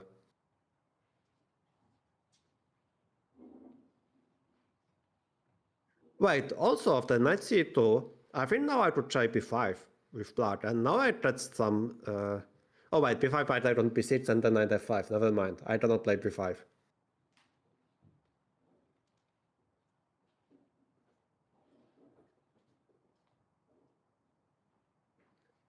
Interesting. Joel spent some time.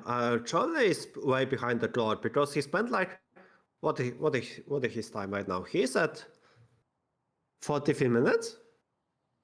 I think he's at 43 minutes. Chat.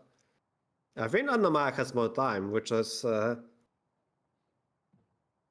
it's good for her because she yesterday twice she was in the huge time trouble, but today she is ahead on the clock.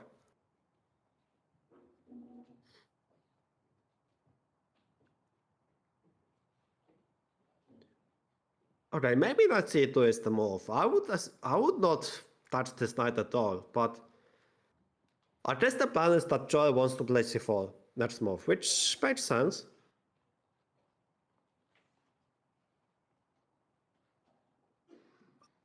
So maybe knight c2 actually prepares not the move rook c3, but an idea of playing rook c1, c4.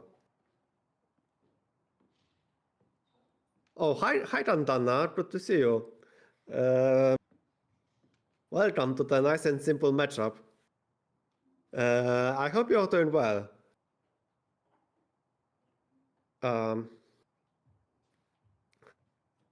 What the commentator? Oh, nice and simple commentator. Thank you.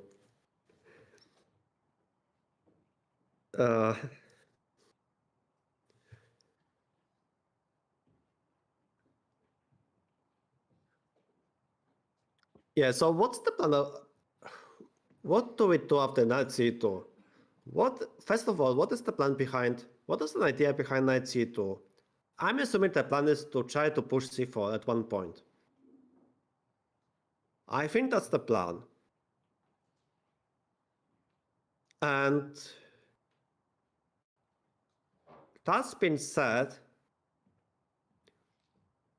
We also have to think about black ideas. I could see rook c8 happening after knight c2 because rook c8. Now the plan is to take on c2. Like the threat is to play e5, maybe. So yeah, I think rook c8 makes sense.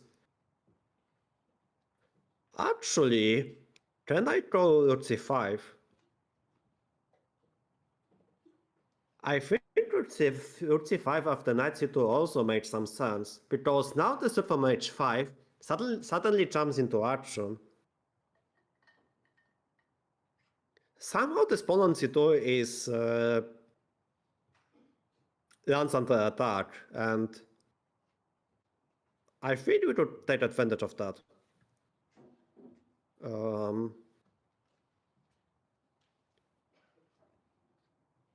Yeah, like I don't like knight c2. I think this move gives so many options for black.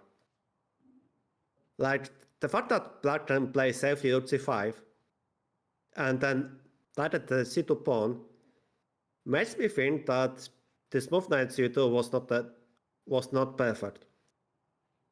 That's why I wanted to play knight b3. Just to like you play knight b3, you get the access to b6 square, you prevent d5, and then you move on. But because Joe went knight c2, he just made this passive move. Now I think Anna-Maja is in that driver's seat. I mean, maybe not by much, but I think already Anna-Maja has very comfortable position. Yeah, knight b3 is nice and simple, yeah.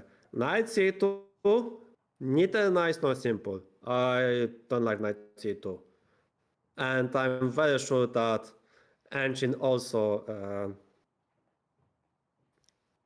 disapproves this. Yeah, knight c2. Actually, rook c5 is the top move. Wow.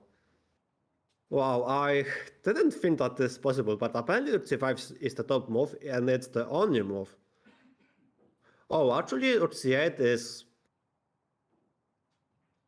slightly better for white. Oh, because he has knight f4, knight d3. Okay, this makes sense.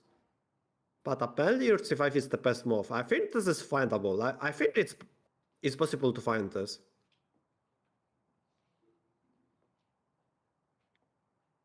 But it's interesting. I thought knight c2 is totally bad idea, but yeah, it's not.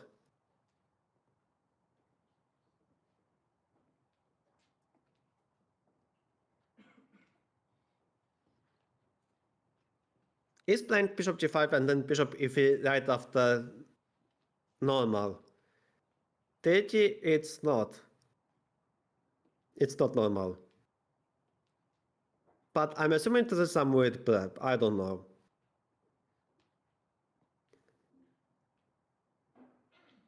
I've never seen this idea. Like normally in the opening in this line, I think f4 is the main idea. I think queen e2 was played many times, and bishop c4. Like I think three main moves I've seen were f4, bishop c4, and queen e2. But bishop e3,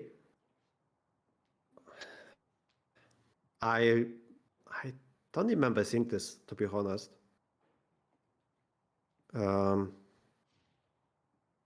Although maybe maybe I've seen this. Oh, actually, it was played in 31 times. Interesting.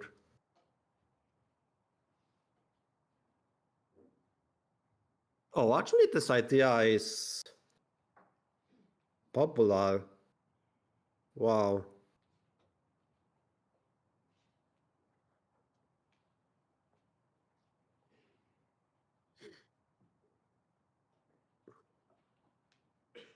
Yeah, it was played in 31 times. Crazy. Oh, it was played by Vasila Graf. If MVL plays something like this, then it's definitely an idea.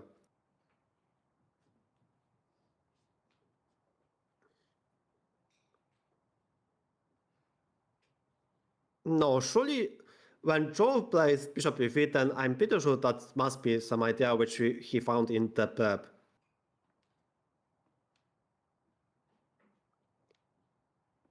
The thing is, I've seen Anna-Maja times in Nightov, okay? And I've seen line being played against her.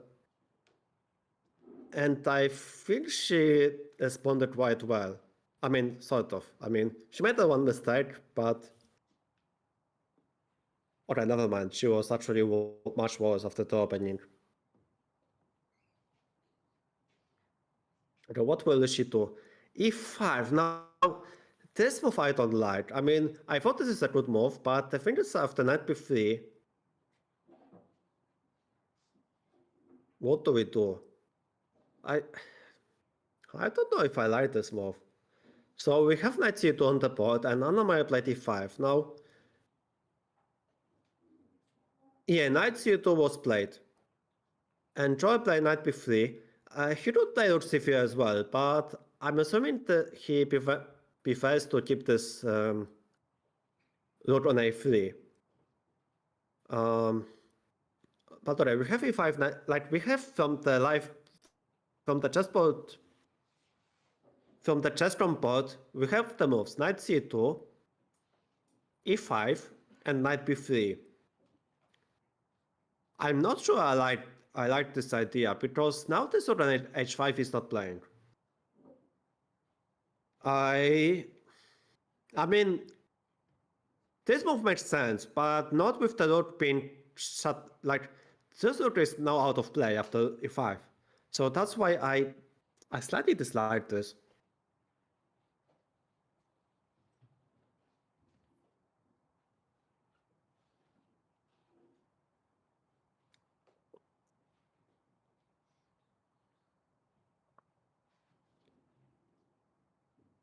I was really suggesting to play rook c5.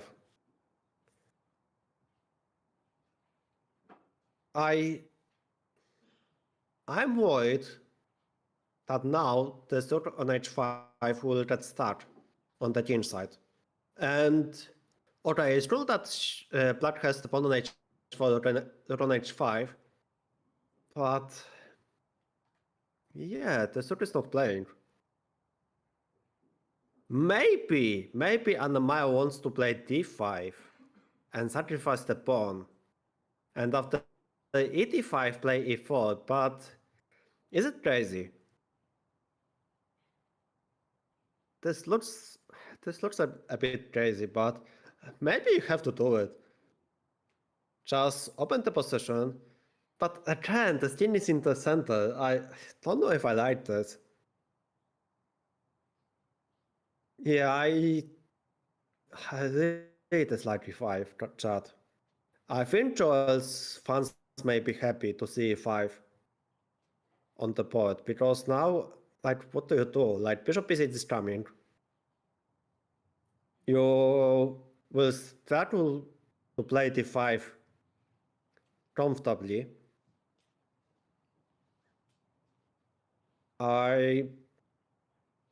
Yeah, this is not looking great for Anna-Maja.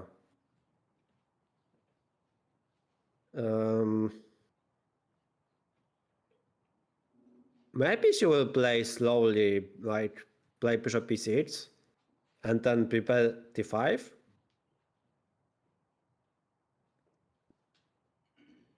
But then you can even move the knight back to c3 and you don't have d5 anymore and the rook is stuck. Okay, she went for bishop b5.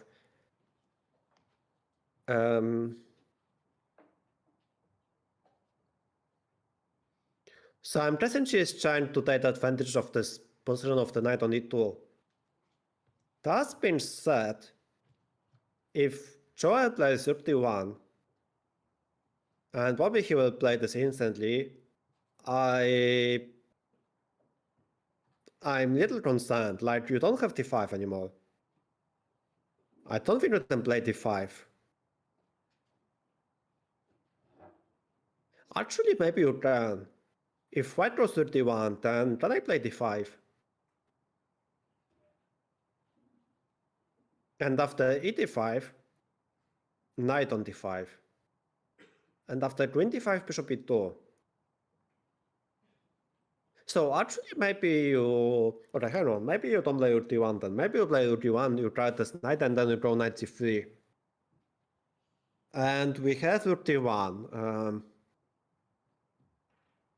Yeah, hang on, but is it good then? Hang on.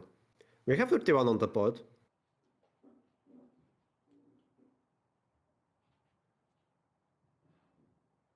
Can Anna-Maja play d5? Let me think. If white, instead of capturing on d5, they play knight d3, then black has d4, knight b5, a b5, bishop f2. I feel I calculated too much. I feel I calculated too much, and you are wondering what in the world this game is calculating.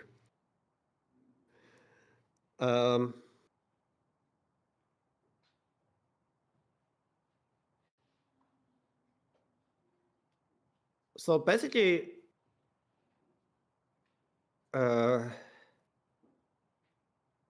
first of all, let me repeat the moves which were played on the live board, because from the board on the left, we've seen the move e5, knight b3, bishop b5, rook d1. And now I was thinking about playing d5, and after e d5, knight d5, and after queen d5, bishop b2. But instead of d5, I think there's something better for white. I don't know what is the move, but somehow I feel this is not right.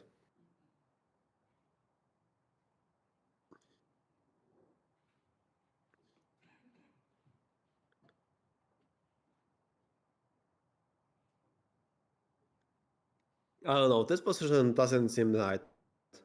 Like even after d5, if I take on d5, then after knight d5, I take on d5, and after bishop b2, I play rook d2, then this is probably slightly worse. Okay, Anna-Maja played bishop f8, so she admits that something went wrong. Like, if you have to play bishop f8, then you admit things went wrong, and now I'm really worried about black's position. Like, first of all, next moves of black are quite easy to make, I think. Although bishop f8, there's an idea to push the d5, because rook on a3 is hanging on. Maybe this is not easy. Maybe this is not easy. I would assume white is still like much better. Like, I still don't like e5 because the rook on h5 is misplaced.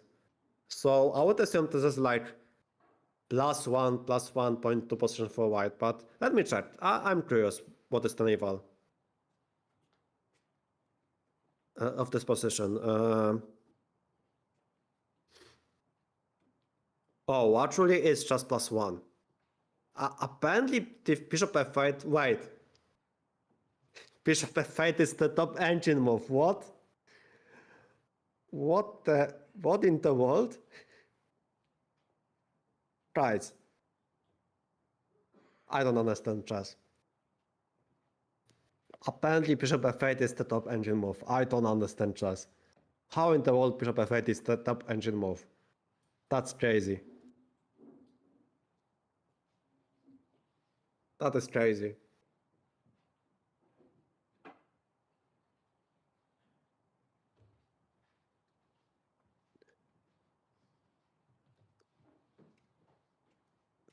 Wait, Teddy, you played this 10 move style Midgame? Oh no. Oh no.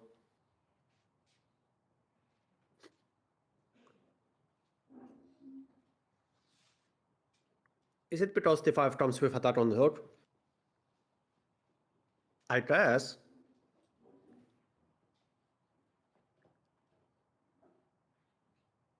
Yeah, I guess with the bishop on the fight after knight c5, there may be some d5 ideas, but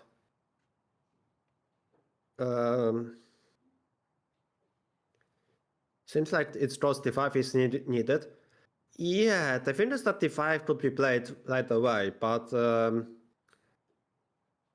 for some reason bishop f8 is better. I don't understand the reason.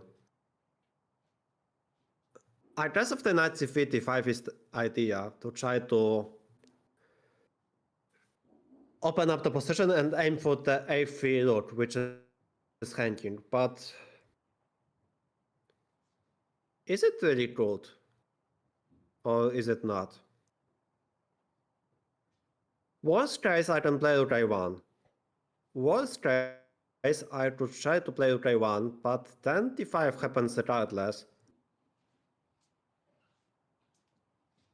But I really don't think I want to play d5 with the bishop on g7. Maybe I do. Hang on. Rook a1, d5, e5, knight d5, queen d5, bishop e2. Let's say. Oh, I still have bishop e6. Yeah, bishop e6 is also an idea because I cannot take on c2 because there is 27. Yeah, it's not easy. Even after rook a1, this is not easy. Like, this rook on h5 is so misplaced. What is this? How this rook on h5 is so out of play? This is a hard time to watch one both to win. Well, sadly, only one of them can win, but I can assure you that, like this, guys, there's one fact that is 100% certain. They will make one point in total. Nice and simple knowledge. They will make 1 point altogether.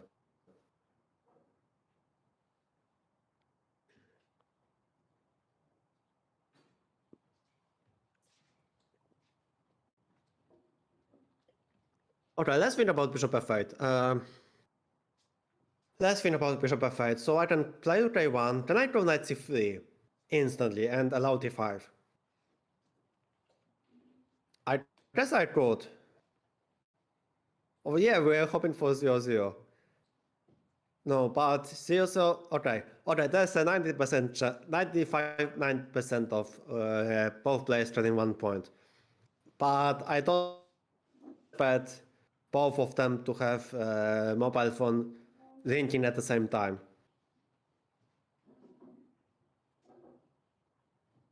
You know, attempt to be scored one. Wait, what? Lost group, how? How was the score 1 to. What is the score, lost group? What? How?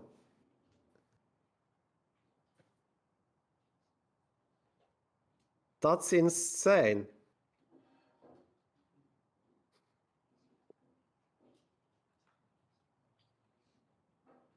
How could you get the score 1 to 1.5? This makes no sense.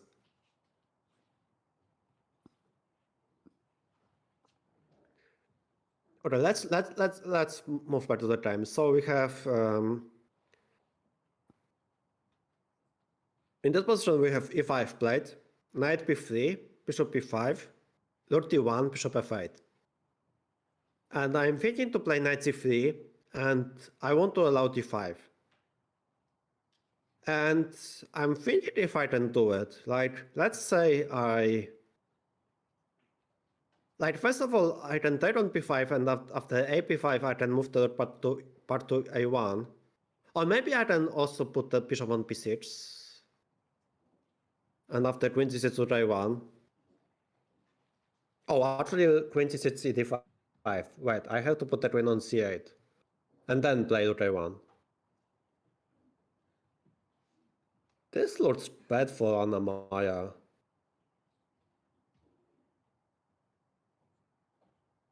Yeah, maybe knight c3 is actually interesting. If I can take on b6, b5. Because if I cannot play d5, if I have to play, let's say, bishop c4, then I play knight d5, right? And if I get the knight on d5... Oh wait, never mind. I can actually, after bishop c4, I can play knight a4 maybe? Knight a4, and after d5 I go knight b6. This is some mess, but I think this mess is in white's favor. And it's mainly because of this one note on h5, which is like, I'm willing to go for this mess with white because I think more white pieces participate into action. Like there's this rule of counting material which then play. This is something I learned many years ago, that whenever you try to attack, like you try to see the potential of the pieces playing. And I see that white has every white piece has potential to participate in action. Like every piece.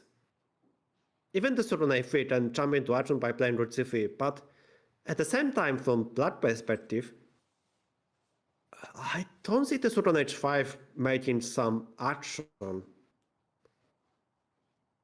Like it looks like when we focus on the queen side, the Sudan h5 doesn't participate at all. Like unless Pat somehow tries to find some counter play on the king side, but I don't see it. Like some tries suggesting some idea knight h7 g5.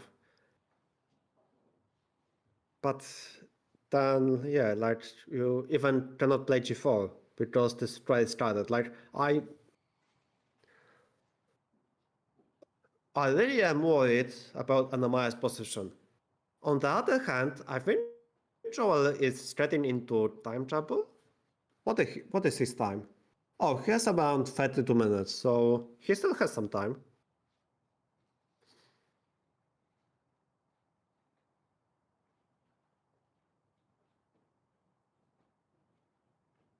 He still has some time to figure this out.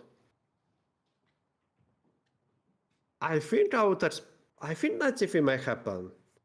I think knight c3 is the move to be played. If Joel is worried about d5, then he may just play rook a1, and even this position is not so easy to play with black.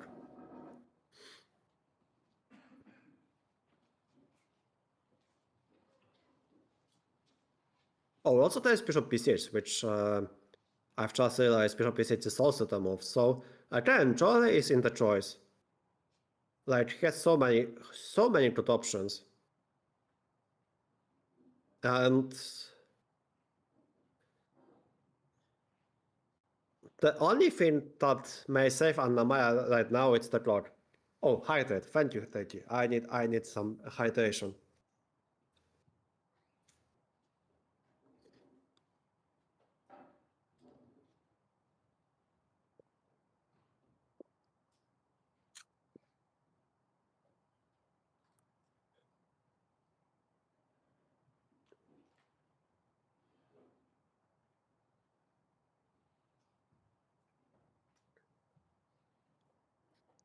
Okay, Lost Grouper is talking about the story of the interesting stroll 1 to half a point.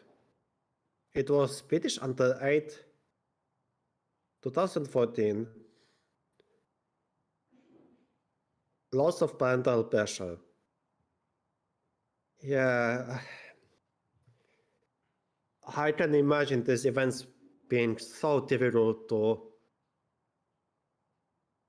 like, it's so hard to be judged arbit to watch over these events as an arbiter because parents have so much pressure, like, it's crazy.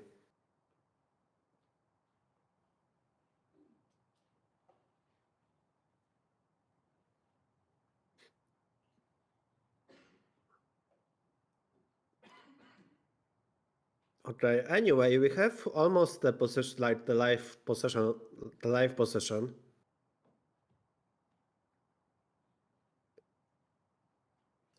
Yeah, we have almost the live position. As you see, the chess from is catching up, thanks to 12 spending some time. And the move played from Anna-Maja was bishop f8. It looks like she is way ahead on the clock because I think she played bishop f8 quite quickly. And Joel has been thinking already for like 13 to 14 minutes.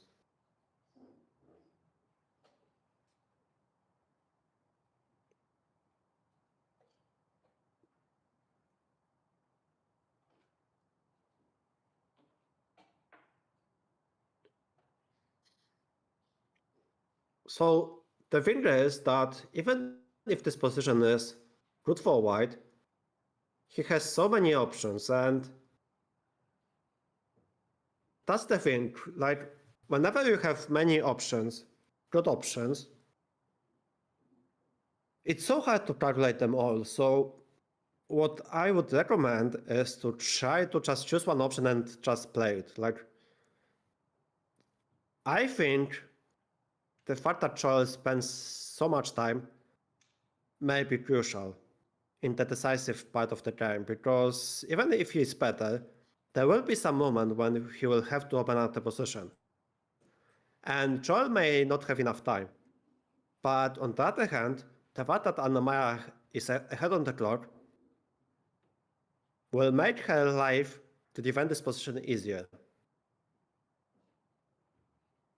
Because I'm pretty sure Joel is like thinking, should I go bishop b6? Should I put this bishop now? Should I play knight c3 and activate the knight? Or maybe should I play rook a1, rook a3 to a1, and defend d5? And like there's a danger in such cases when you have when you're into choice, or you think you are in choice, but you are so indecisive that you cannot decide what to make, which move to make. And this is something which is happening to white, that he cannot decide.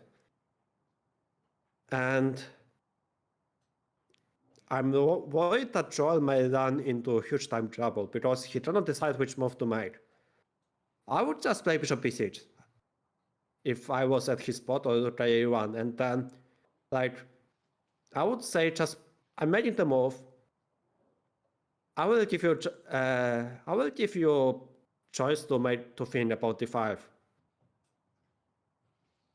because now Anna-Maja may see the chance of trying to make advantage of the time situation, and probably she's trying to think about her next move, which is either d5, or maybe just throw bishop c4 c6. And okay, this is still worse for her, but again, Joel will be in the same situation, that he will have to again spend more and more time. And then this may become an issue.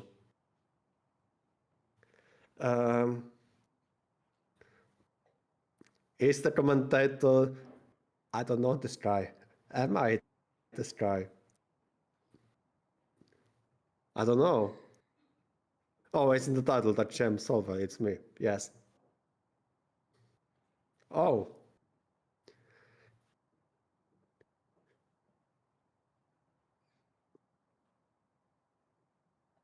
Oh, thank you, Alan. Don't we all?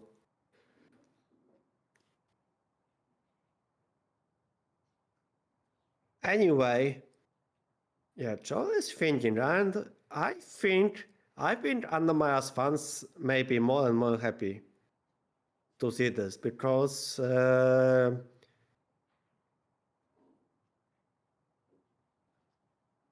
this looks interesting. Who you are doing commentary for who? Listen, I'm trying to be objective. Obviously, I'm commenting on Anna-Maja's death, so I need to cheer more for Steamer. But also, again, my role as the commentator to try to be as objective as I can.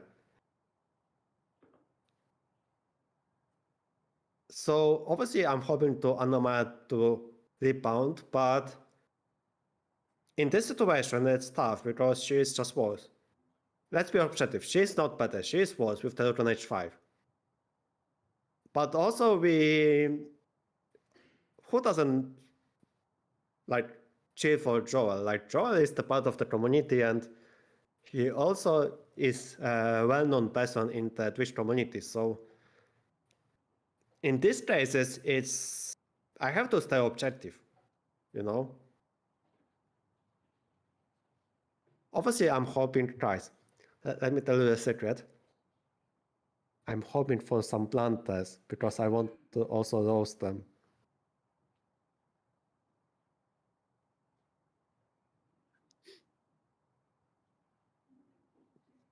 No, but it's hard to roast. For now, it's just, for now, this position is very dynamic, and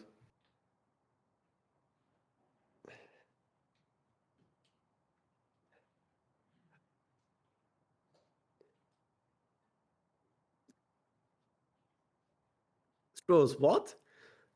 Screws, you made a typo in the at inputation. What is this word?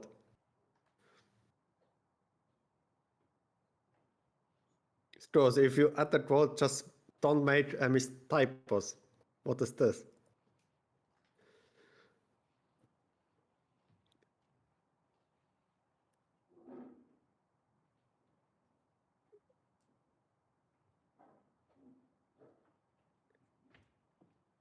Okay, how long have been Joel finished? That's so long. Like, what is his clock? He's like below. Is it around 23 minutes? I cannot see the clock. Guys, you can help me out. What is the? Is it like under 20 minutes? Is he under 23 minutes? I don't see the clock, but he's been spending like 20 minutes. This is good news for Anna-Maja fans. It starts with 2. Yeah, it starts with... He's below 30 minutes for sure, but I'm just curious whether he's below 23 minutes. That's crazy. And it's not good, Joel. Okay, he's made the move. He played today A1, but this move, you don't spend 20 minutes, mate. You just made this instantly. Like, why would you spend over 20 minutes? That's too much.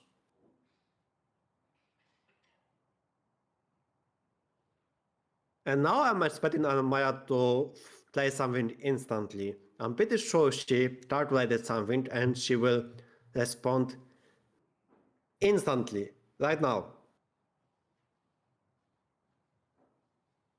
Okay, never mind. I thought she will respond right now. I thought she was considering to try A1.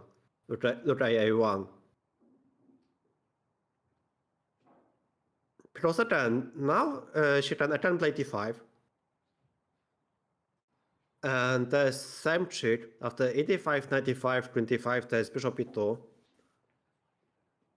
And apparently this was for black because of bishop b6, and after 26 descending is just was, which makes sense. White pieces are more active, so h5 is again misplaced.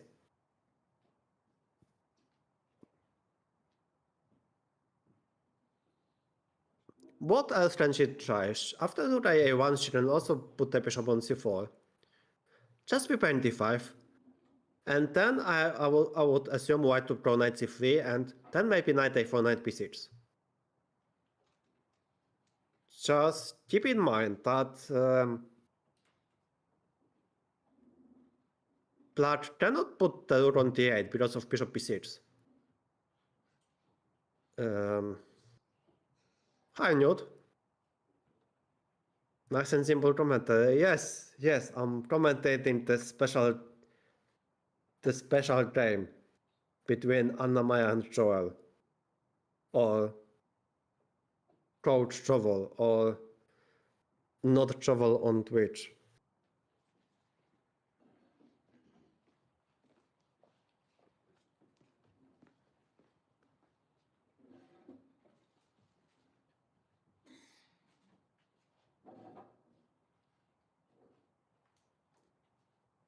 Nice and simple choice whom to vote for. Yes, I know, right?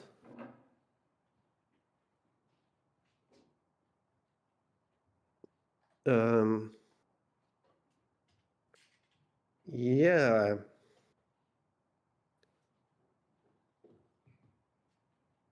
Very nice and simple choice.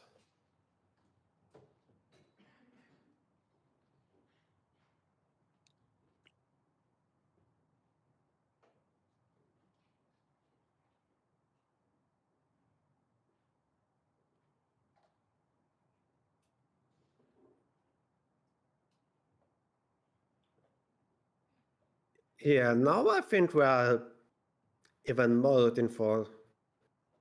I mean, still, this is like, it's still a tough position for black.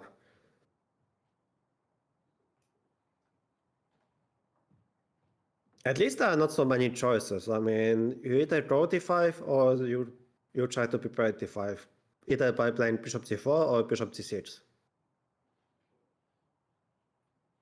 I would assume bishop c4 is probably the way, even though white will put the knight on c3. And then what do you do? Yeah, actually now that I think about this, it's still not easy. So maybe you have to put the bishop on c6 and after knight c3.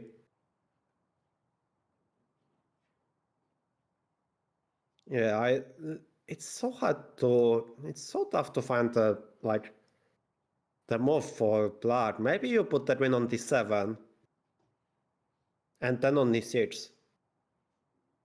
Maybe this is what you are supposed to do. Like, maybe this queen on c7 is the issue.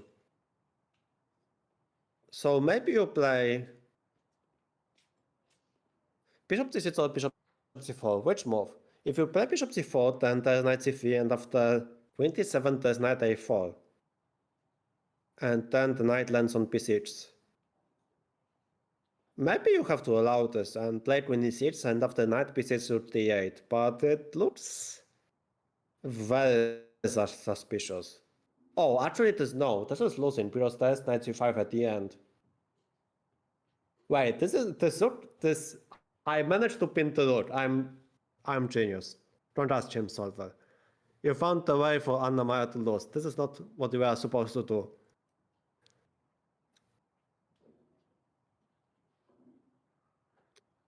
Yeah, but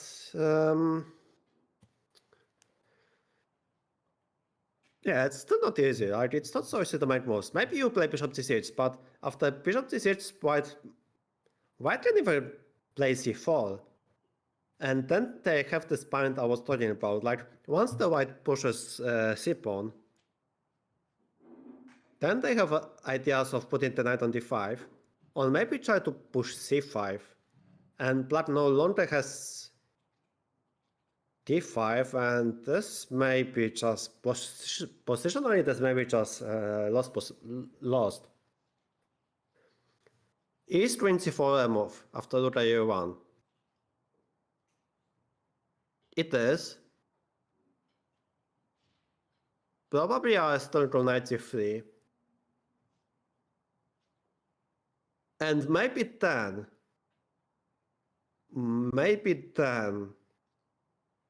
you play, I was gonna say play rook d8, but then you again plant the knight c5. Maybe, because then, yeah, then the rook is pinned. So maybe after knight c3 you have to go rook c8 and then you play. I don't know, maybe you have to go queen c4. Just control the d5 square, control the a4 square, accept the fact that this bishop on b5 may be traded, and accept you are just worse. Also, another problem is that after queen c4, knight c3, rook c8, there may be some ideas of putting the bishop on g5. I guess this is not an issue though, because I put the knight on h7, and after bishop e3, I go knight f6, so this would be a nice and simple way to end this game. And I think with the fact that Joel doesn't have so much time, this could be a way to finish with the draw. I guess. Alright, I solved this. I found the fifth repetition. So, guys, knight c3, sorry, rook a1, queen c4, knight c3, rook c8, and after bishop g5, knight h7, and after bishop e3, knight f6. And then they repeat moves 2 more times, and then we have a draw, and then they can eat the lunch and then prepare for the next game. There, nice and simple, and it's GG.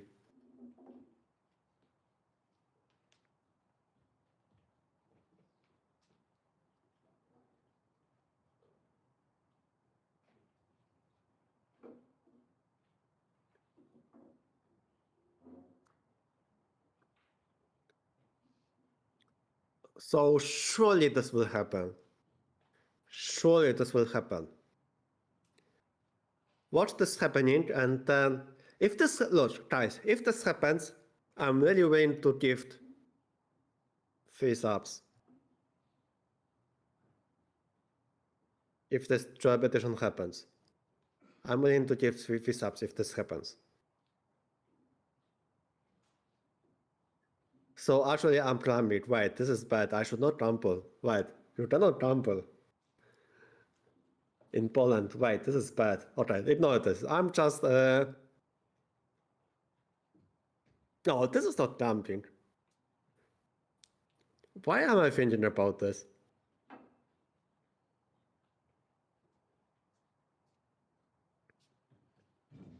Yeah, we shouldn't trample, guys. We have the command here. There's the command here of trampling. We shouldn't trample here.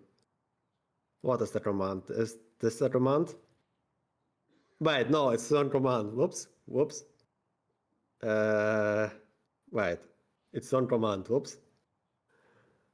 I think this command.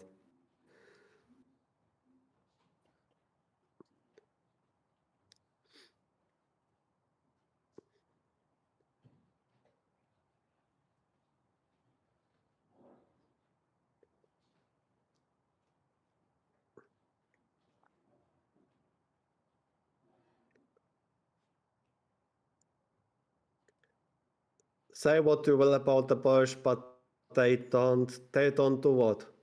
I'm curious. What Polish don't do? I'm curious, guys. How much do you know about Poland that they don't trample? You would be surprised.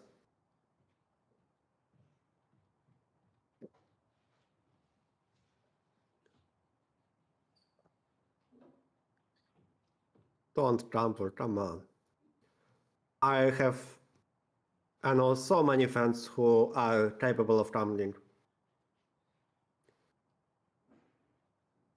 How did Anna-Maja do in games 1 and 2?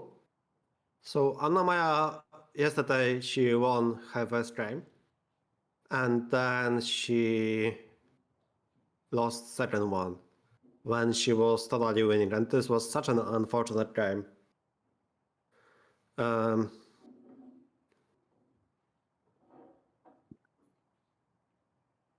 If Rook c8, bishop b6, then black wins the c-pawn, right? That is correct. Because I can take on c2, and if white goes to c1, then I have queen d2, rook c8 check, and king d7. And after white recaptures on d2, I recapture on c8.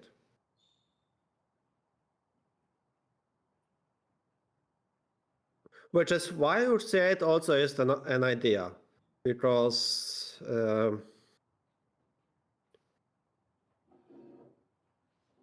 yeah, rook c8 probably is also an idea. Just, I mean, again, white will probably put the knight back to c3, and then we put this bishop on b5 well.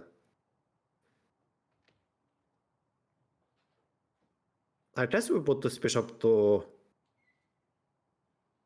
d7 or to c6. This is, it's not so easy to beat the spot for this bishop on b5, honestly, because of the fact that this knight from e2 then can jump to c3, and then it can jump either to d5 or to a4. So maybe we have to put this bishop on c6. At least this would prevent white to get this c4 setup. Like, I'm worried that once white is able to push the pawn from c2 to c4 and then get knight c3, I'm worried that this position may be just lost for black, because black no longer has d5 and they have no counterplay. And this may be just strategically lost position. So maybe that's why rook c8 made sense. At least we force knight c3 and then we put the bishop on c6. And at least white cannot play c4, c2, c4, which is a small victory for for Anna-Maja would be a small victory. I guess that's why Anna-Maja is thinking, like,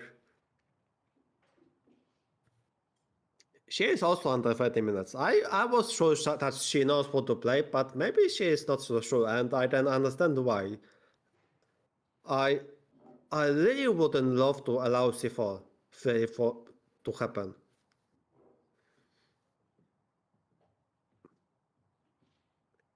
Which is why probably rook c8 made some sense.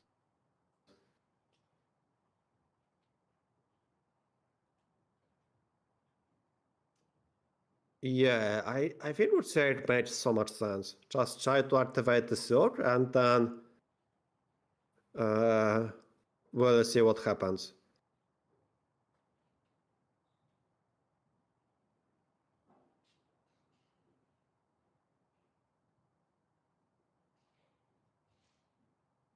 Okay, engine says that this position is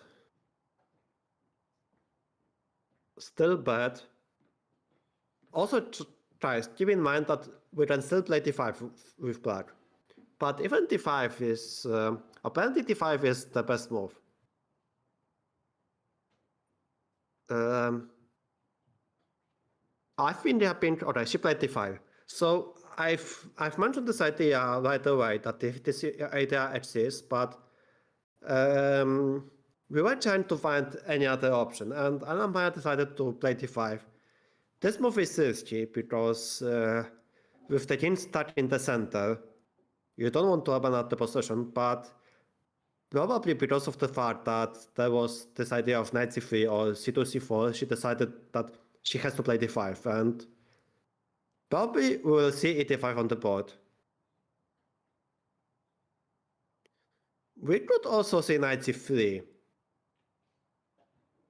if Joel doesn't want to force matters, because knight c3 also makes some sense, because then after knight d4 we take on b5, and after ap5 we go bishop f2, and then we are preparing c3. So I think this would make sense, but Joel says, okay, let's just take this pawn and then walk into this fourth line, and then we see 95, 25 will happen, and after bishop e2 probably we'll see bishop b6, or maybe rook d2, maybe.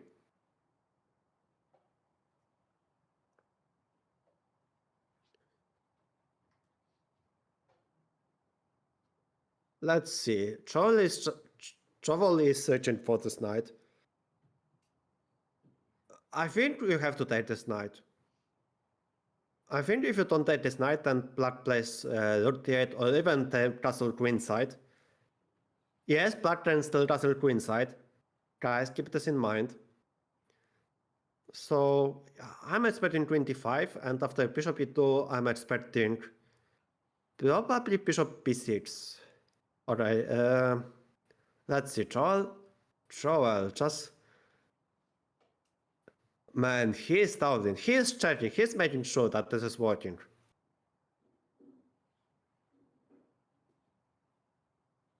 Oh, also, I've just realized. Wait, this is actually funny. After 25 bishop e2, why haven't I thought about this? Wait, this is crazy. Oh wait, never mind, I thought that win is chopped. But I was gonna say after rook d2, bishop c4. Oh, yeah, it is chopped, hang on.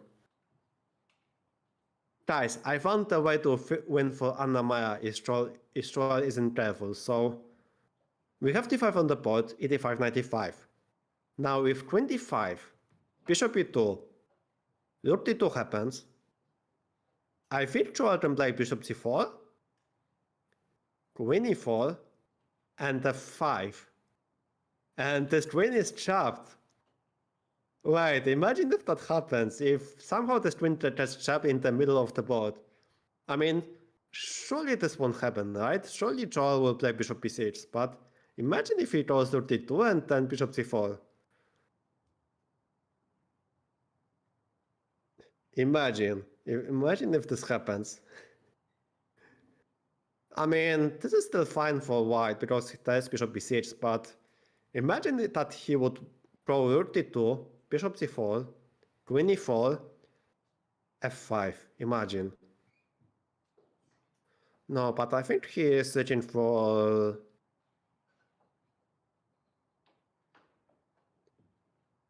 Alright, what is he thinking? I'm curious.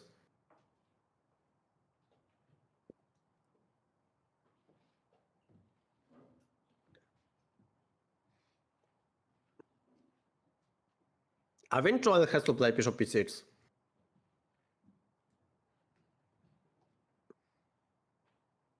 Actually, after bishop b6, why can I not play queen c8? Now that I think about this, I mean, queen c8, I think that's... Okay, he went bishop b6. So this is the... I think this was the number one the top suggestion. Yeah, I think this was the top suggestion from the engine to go bishop b6. Yes, bishop b6 was move number one. If he went rook d2, then he would be worse after bishop c4. Because he had to find bishop b6, but this is just worse. But he found the best move. So Joel now still plays good. Now Anna-Maja has to play queen c6. Oh yeah, because if she doesn't play queen c6, then rook e1 loses the game. Wait, so this is now a critical point for Anna-Maja. She has to play queen c6. Can I update switchboard? I cannot. I can tell you the moves. Guys, if you don't see the position, I will tell you the moves. So from the board, which happened to the left, Anna-Maja played d5, white took on d5, knight d5, queen d5, bishop e2, and bishop b6 happened. Unfortunately, I don't have power to update the board. I'm only sitting here using my voice.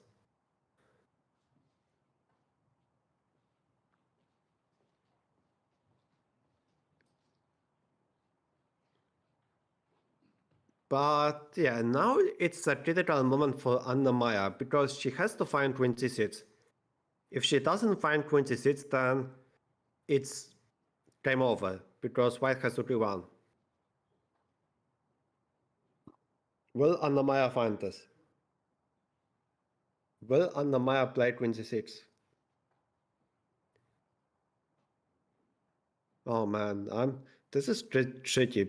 Like, actually, engine says queen c6 is the only move in order not to lose because of rook e1.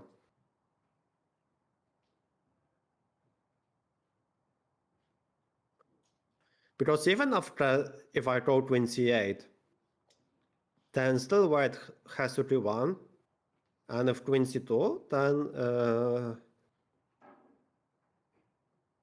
oh, then I go rook c1, I guess. Rook bc1. Also, there's the pawn on b7 hanging, so yeah, yeah, she has to play queen c6. Chat, will she find this? Will she find this move?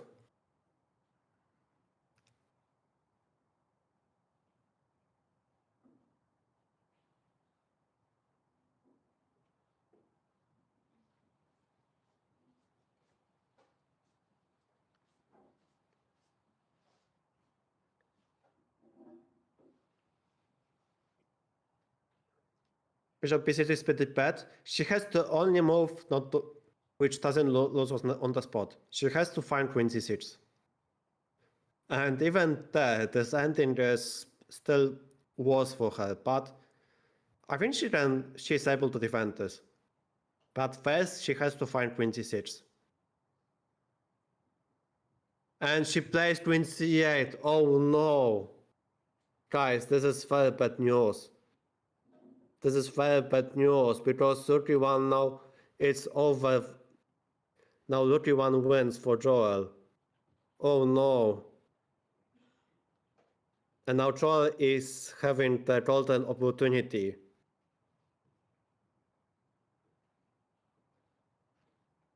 Okay, she still gives this to Joel. Maybe she's testing him, but this is very bad news.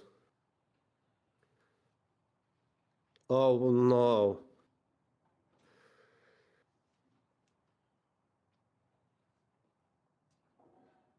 Yeah, he was about to play it. Oh no, I think this draw is like, is it for real? Like, it's crazy. Like, this bishop went from g7 to f8, and this move idea was there in the air. But with the bishop on g7, the pawn on e5 wasn't hanging. But now, like, remember that I told you about this d5 idea being double-edged because the skin is on e8. If the skin was on g8, then this position would be very good for black. But with the skin on e8, now Troll has a golden opportunity to win the game with rook e1. Oh no.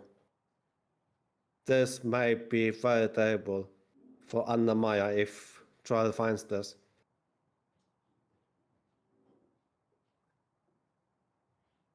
Oh no.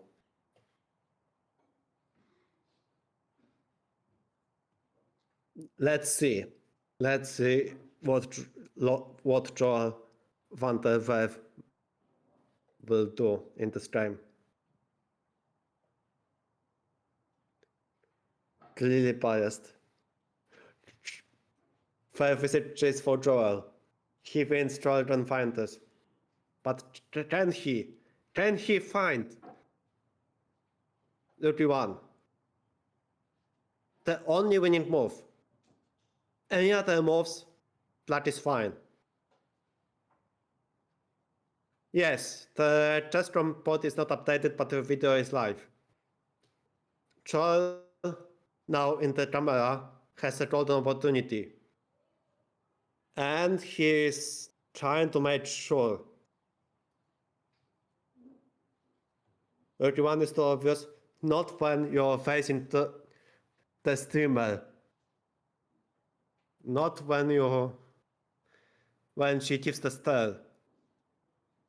Under these circumstances, 31 is not so obvious. When you get stirred by the streamer. Let's see. Joel, can he find this? 31, and black may lose the e5 pawn.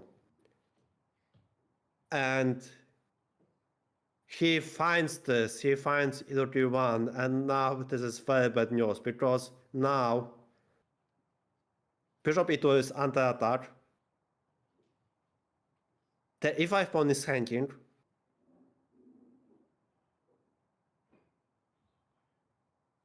And this is over, because if the bishop e2 moves to c4 or to b5, we just take the pawn on a5. And white is up the pawn, and he's attacking the king. And if Anna-Maja moves the queen, if she takes on c2 or she plays queen c4, okay, let's start with queen c2. If queen c2 happens, then I think rook ac1 is the simplest, because then we attack the queen, we activate the rook, and next move is queen b7. And black cannot defend this. And if Anna-Maja plays queen c4 instantly, then we just play queen d2 and we chop this bishop.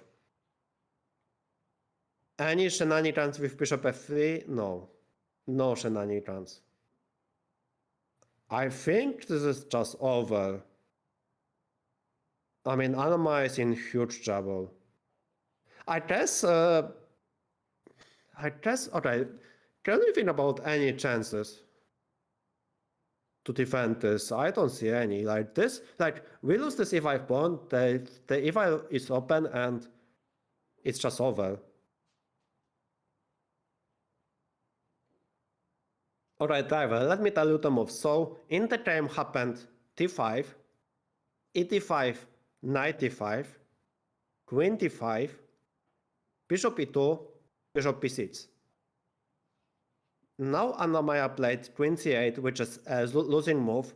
She had to go queen c6 to trade the queens, but she went queen c8, And now Troll found a fantastic, nice and simple move rook e1.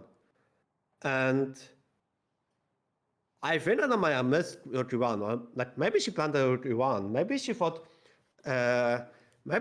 rook d2 is necessary to try this pawn, and then I play bishop c4, and then everything is fine. But with the rook on e1 being played, that's no longer a case. Now, suddenly black has no moves. Like this bishop on e2 has no moves because e5 pawn is about to drop, and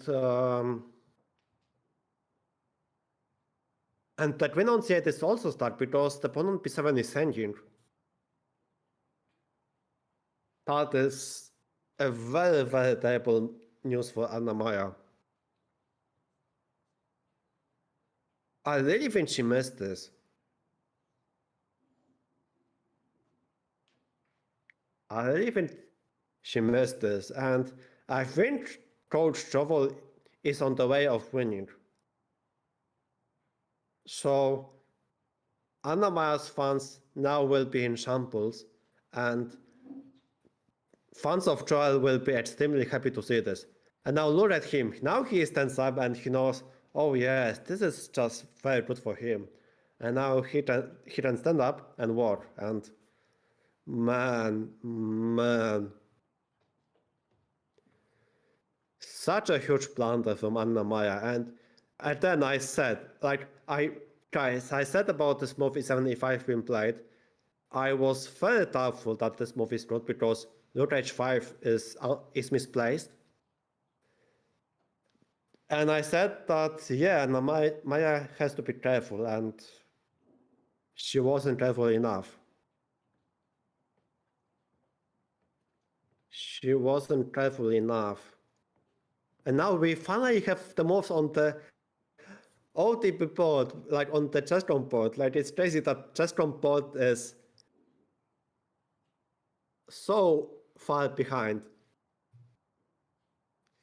So guys, to repeat what happened, from the board which we see to the left, like the board on the right is ahead, but let me repeat the moves that happened. Queen d5 happened, bishop e2, bishop b6. Anna-Maja now made a huge blunder.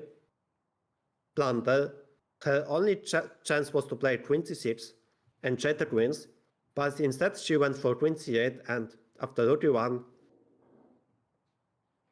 she may resign the game soon, because the problem is that bishop e2 is hanging, and if she moves this bishop, the pawn on e5 is hanging. And she cannot move the queen from c8, because this queen has to try the b7 pawn.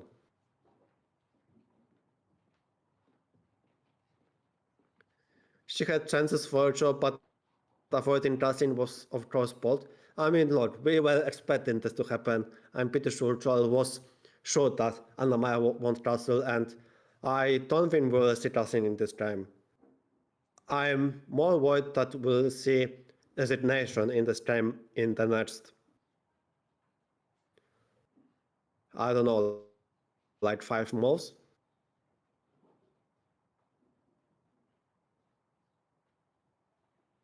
What would c4? Take the coordinates. The rook couldn't move, or couldn't move there. When she played e5, we had the rook on h5. Take. Watch over coordinates. Okay, thank you. Yeah, now we see it. We will see on the live board bishop b6 being played, queen c8 being played, and rook e1. I honestly don't know what she can do. Like, can we pretend that somehow this game is not over on the spot? Because if she even plays bishop c4, rook e5, check, and let's say bishop e7, I'm just trying to blow this game, but I don't think I can. Yeah, I draw 24 and 35, 25. I don't see how can we blunt this game, honestly. Like, this is just... Anna-Maja is about to lose the pawn and she's under huge attack. And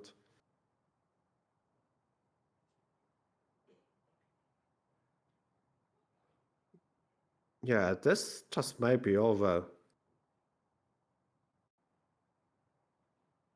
It's just not about the fact that she is losing the pawn. It's about the fact that the king is still stuck in the center.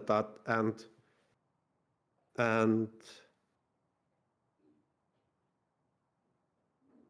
the king will get checkmated. That's the huge issue.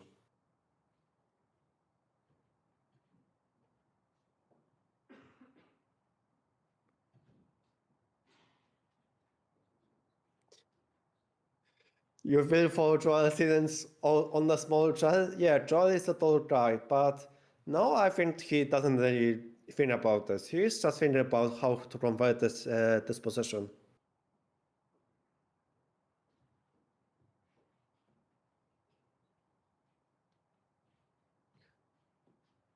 But yeah, this will be very horrendous news for Anna-Maja, because if she loses that game, she will drop to 1 out of 3. And with the fact that she was mainly facing opponents lower rated, this will mean huge rating losses, which is very bad. Like, in order for her to save this tournament, she will have to win last 3 games. And for Joel, if he wins this game, he will be on 2 out of 3. And yeah, he lost first round against higher rated opponent. Then he won game number 2, and now, yeah, he will get some elo points for sure. And this is a brutal tournament because this is the 6th round Swiss Open tournament. Like, 6 rounds, it's not a lot of distance to get rating back if you lose 1 game. And not only that, they have 3 double rounds, which makes things even harder because, yeah, you lose 1 game, and then you have to play the next one in the afternoon, and it just may be tough psychologically for Anna-Maja. I really hope like she will recover. I mean, obviously the game is not over, but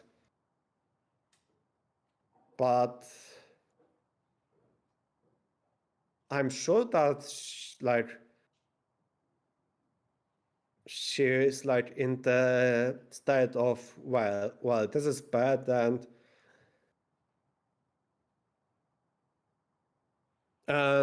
I'm sure that, like, have I planned that to do one, I would be like, yeah, when am I resigning? Like, can't like run the king to g8 on g7. It would be easier with the bishop on g7, honestly. Like, I was suggesting at one moment, she had an idea not to play e5. She could have just started with playing king f8 in g8 and then pushed e5. But I think there was like one moment when she pushed e7 to e5, which was the first moment when I was unhappy to see it, because this move, like, she played this move with the king stuck in the center. And that was my issue. And second, like, main problem which arose was with this, yeah, she just planted, you see queen c8 and it's a double exclamation, double question move. Like, Chestrom gives double question mark to this move because this move loses on the spot.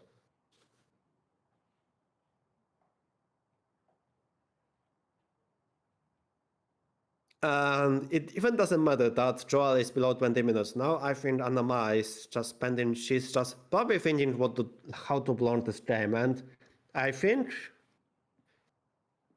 yeah, this is such a bad news. And now Joel is back at like, he's standing up again. I guess he took some boards with the snarks. I don't know, Josh, if you have seen it. He spot some snacks. I don't know, maybe some fruits, maybe some berries, just to get energy for the end of this game, which won't last long. I'm just sorry, guys. I don't think this game will last long. Yeah, actually, after Queen Z2, I think Queen B7 wins on the spot. I've just realized, because the sword on A8 is trapped. And if I go to C8, then white takes on E2. And it's GG. Yeah, oh no. Yeah, exactly. I know. I know, guys.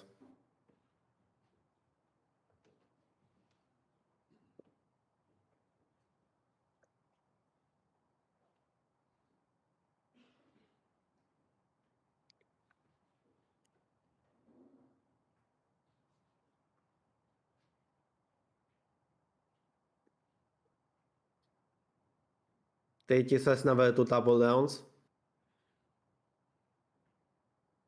Well,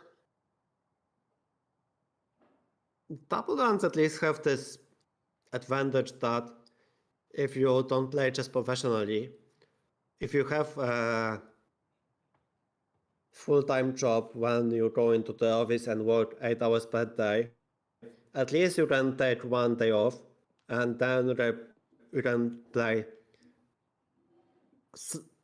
like open like this. Like this Amsterdam Chess Open is not only good for popularizing chess in Netherlands, not only good for chess professionals, but also think about this: all of these people who are working in the office, and they want to just get some time off. And yeah, such an event when you have such a short distance is a good way to just have some fun.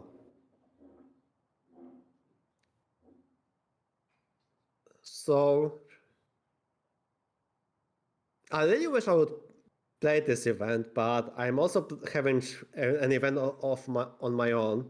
I'm actually tomorrow playing one Blitz tournament in Poland, so I won't be able to see the last 2 rounds. But yeah, I'm curious to see what will happen after this game. Find your startfish. Actually, this will be a long Blitz tournament. They are planning to make like basically I will have to play 15 rounds of Blitz in one day, which is like, well, it's a lot, but it's fine. It will be fine.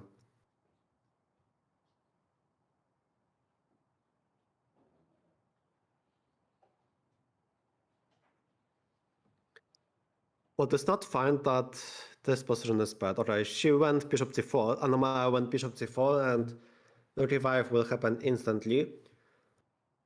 I think Anna-Maja will play bishop e7. I don't see any better move, but even then, like, I go 24, and what do you do? Maybe you take on d5, and after 25 you take on b3, but even there, after cp3, like, this king is stuck in the center, and that's the problem, that this king, like, if this king was on g8, this would be playable position, but with the king on e8, it's not. It's just not. It's just bad position. And yeah, we see 35.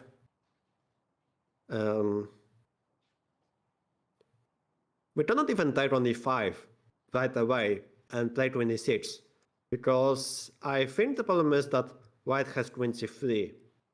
Like, let's say 35, 35, 25, 26. White has queen c3, and the next move is 31. And this is also bad. So that's why Anna-Maja has played bishop e7. And now I think queen d4, queen e4 will happen. I don't think Joel will consider sacrificing the queen by playing rook h5. There's no point. We just rook 24 and then we are up the pawn and the king is starting the center.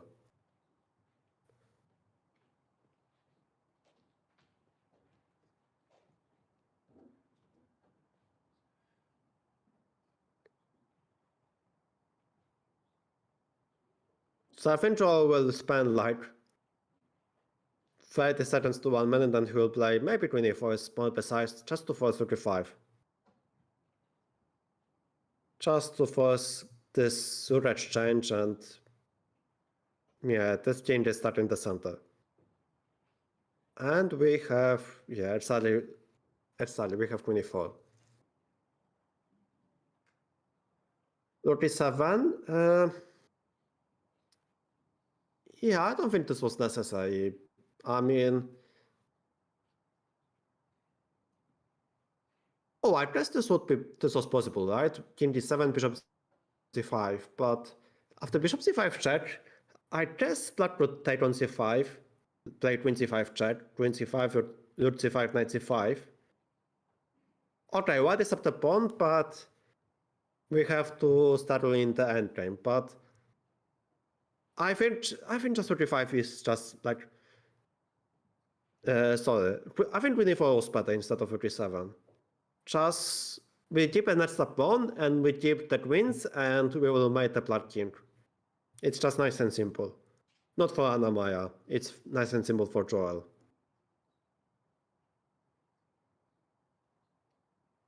Okay, I guess maybe there's some world where there's f6 possible, but after f6, there's 24.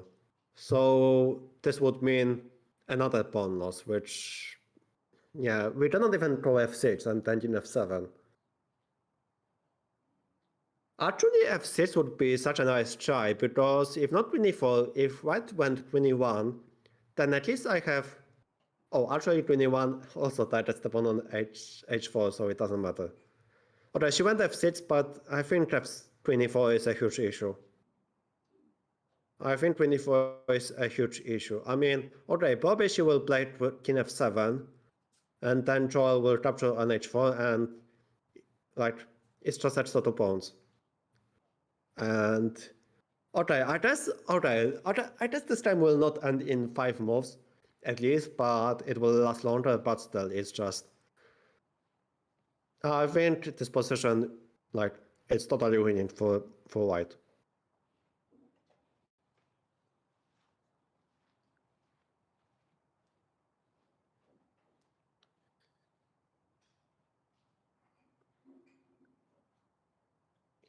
Yeah, now I would expect 24 to happen. Don't I need to prep for an OTTP tournament too? I'm prepared, it's fine. It's fine.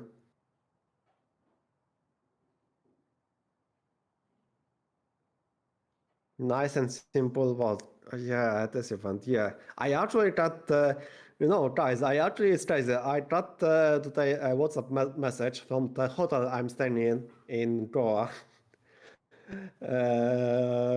It's crazy that just today.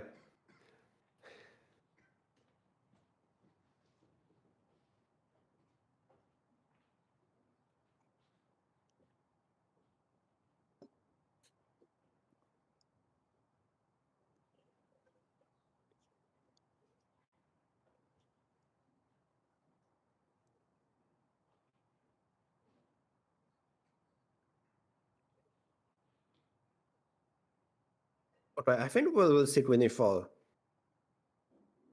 I'm pretty sure 24 will happen because I guess there's a 5 after 24, but... Okay, maybe this is not so easy, hang on. If I go 24, there's a 5. But then maybe I go queen f4. Actually, hang on, maybe this is still like not totally over. I was assuming this is just over, but maybe Anna-Maja found some way of prolonging this game.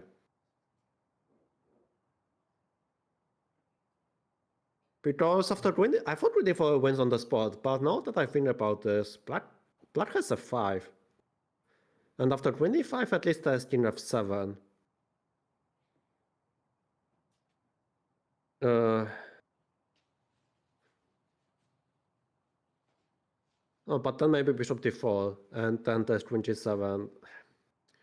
Okay, it's not totally over, but I think it's just commentators stop believing. I mean,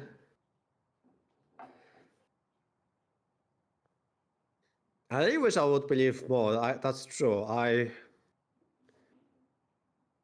like the thing is that while Charlie is up the pawn, and he has much safer king. Like this king on the 8 is not safe, but okay, let's try to find some chances because I was just saying there are no chances to save this. Actually, what is the time situation? I think around 13 minutes. So I think the chance for Anna-Maja is that Joel chops down to 3 minutes.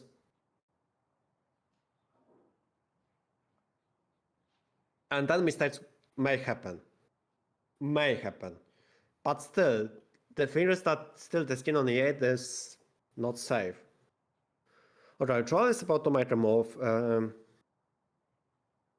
Where will he put this queen? I thought queen e4 is the move, but maybe he will put the queen on f4 or actually he puts the queen on d4. Okay, that's smart because at least because again this pawn on h4 is hanging and we cannot play f5 because of queen h8 check. Yes, digital board is behind. So let me repeat what happened. Guys, if you don't know what is the live position, feel free to ask me, I will tell you. So from the digital board, what happened is that Anna-Maja played bishop c4, white played rook e5 check, black played rook e5. Sorry, let me repeat again. Bishop c4 happened, rook e5 check happened, bishop e7, queen e4, rook e5, queen e5, f6, and queen d4. And now the problem is that pawn on h4 is hanging. And it's hard to defend this. Probably g5 is the way to defend this. And we know that Anna-Maja loves pushing that g-pawn.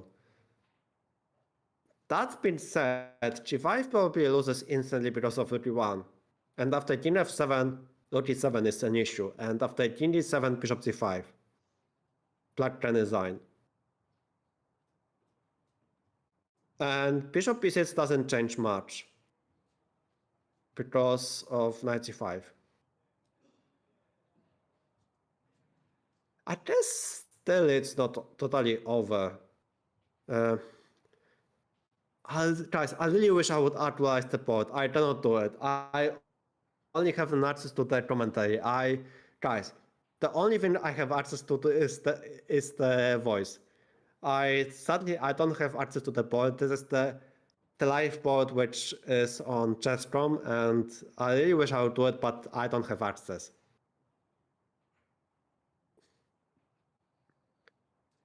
But it's fine. The board on the camera is around 10 minutes ahead of the digital one. You're doing great job. Thank you. I'm trying so hard. I know we have some technical difficulties with the boards and stuff, but I'm trying. I'm trying to use my voice as good as I can.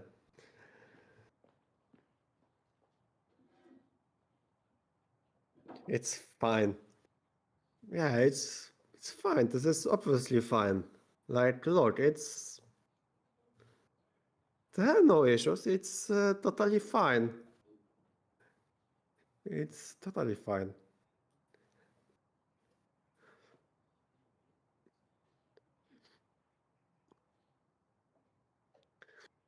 Nice and simple Casper voice. Yeah, I know, right? I mean, who is Casper? I mean, GM Solver voice. Who is Casper? I've never met this tribe before.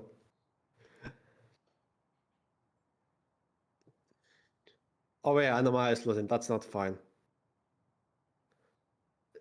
Yeah, unfortunately, Legion, I don't. I just came here to commentate this one game because there was like a discussion on Discord, and Trial was like very worried to play Anna-Maja this weekend, and then I made this joke that if they play each other, I will commentate on that game, and whoops, unfortunately, I have to commentate of this game. Could I give moves after 31? Yes. So in this position, once again happened bishop c4, 35 check, bishop e7, queen e4, 35, queen e5, f6, and queen d4.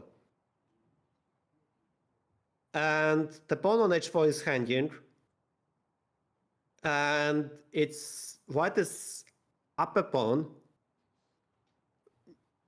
The king on e8 is stuck in the center, and this is very bad position because not only it is hard to defend this pawn on h4, you cannot play f5 because that queen will land on h8 and the king is exposed.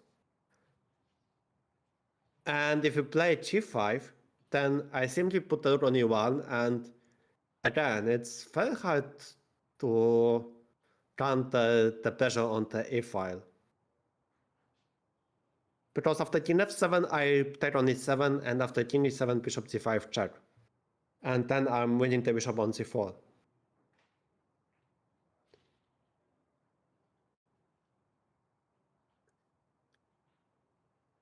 His water container is half full now. I know. He hided it enough. Joel hided it enough. Surely Joel is not in the chat. Surely he is not in the chat. That would be very, very rude of him.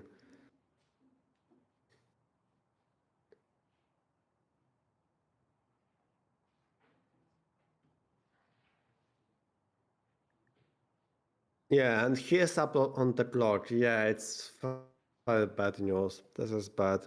And probably Anna-Maja will sacrifice another pawn. I'm assuming after 24 she will play king f7. In order to mate queen h4 with king g7, and then play this on, even though it's not playable there though. It's just so unplayable. Like, this is just... I really wish I would recommend something for Anna-Maja, but it's just tough. Obviously we don't design, but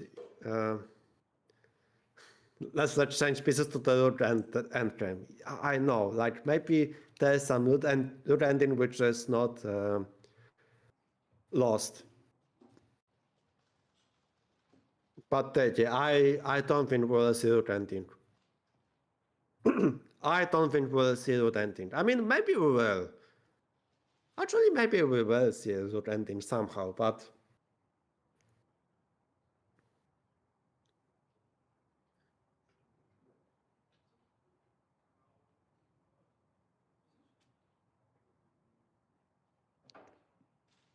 Actually, guys, give me 1 second. I will be back soon.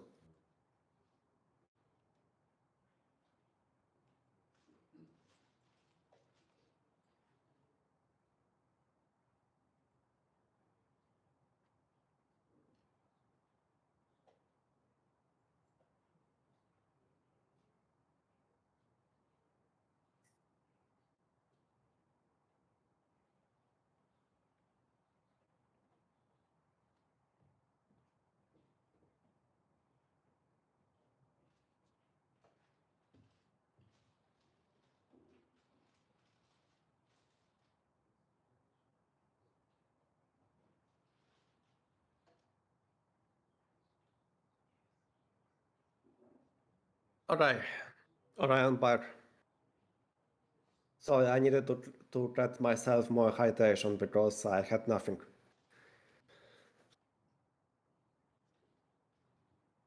Alright, do we have any moves? No, we have no moves. This looks like Anna-Maja is in a huge time trouble, no?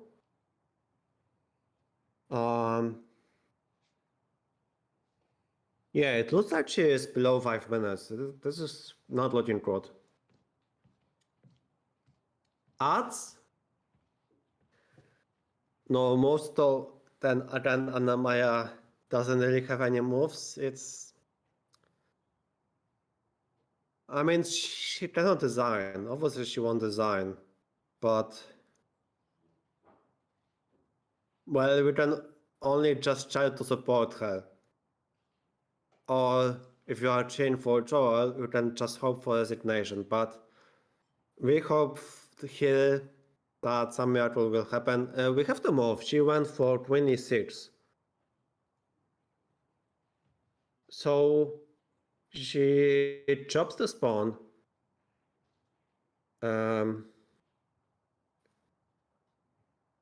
Yeah, I guess this move makes sense. 10 at 10. If we take on h4, black is up to pawns. Maybe she will play f5 and she will try to exchange the bishops. Like after queen h8, play queen g8 and hope for an endgame, because I mean it's still a lost endgame, but with the two bishops at least there is some small chance that maybe you can save this. Like if you want to save this, it's actually quite funny. Like from my experience, whenever you have lost position, it is much easier to try to bail out to save the lost position in endgame than when you have queens on the board. And from my experience, I've saved many lost positions in endgames. Not with the queens, with endgames, which is crazy. Like I remember my last game when I was playing in Tolle Open. It was actually the first game of this tournament. I was totally winning. I'm playing this guy rated like 2200, and I'm totally winning after 20 moves. And then I've planted the piece. And I thought, oh no, I can resign. And then I was just suffering, and there was the position that he had like Lord, Bishop, and Knight, and some pawns, and I had like Lord and a Knight. And somehow, by some miracle, after 2 hours of starting without a piece, I managed to make a job, but it was just about sitting very tightly on the chair and just trying to look for as many chances as you can. So obviously you cannot design. I'm saying this position is winning. Obviously this position is winning for Joel, but you never resigned. And okay, we have queen h4 on the board and f5. So the question is if Joel wants to trade the queens by playing queen h8 and black is basically forced to play queen g8. Or maybe he will keep the queens on the board and play, let's say, queen f2. I think queen f2 might be cleaner. It's true that I chopped the pawn on b3 because black can take on b3, but after bishop b3 I start with playing rook e1. And then I take on b3, and again the skin on f7 is exposed.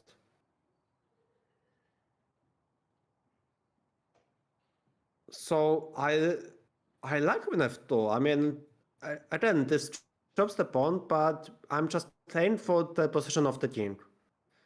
But okay, if you don't want to chop the pawn, then you play queen h8, and you have extra two pawns in the endgame. And we will see if Coach Joel. Yes, he has the Europe, Coach Joel. Will he trade the queens? Or will he play for more? Will he try to mate Anna-Maja's king? Okay, he will draw for an engine. I mean, that makes sense.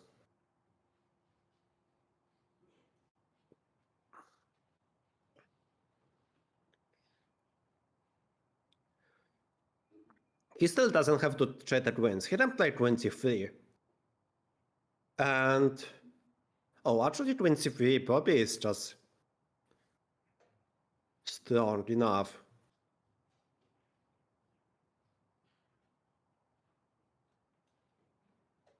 Yeah, unfortunately for us, for Anna-Maja fans, this is a bad position, but oh no, what is this quote? Oh no, what is this quote, White Knight? No, this is...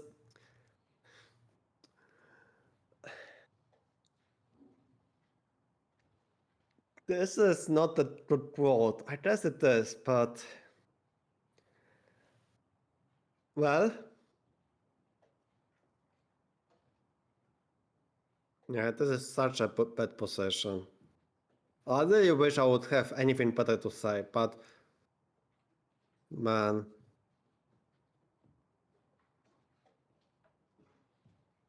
Actually, queen g8 is not the best move according to the engine. The best move is queen c3, which I was thinking about this, just not to try to play... just try to play for the attack. I mean, queen g8 made sense, but queen c3, if you want to keep checkmate, you just want to play this move.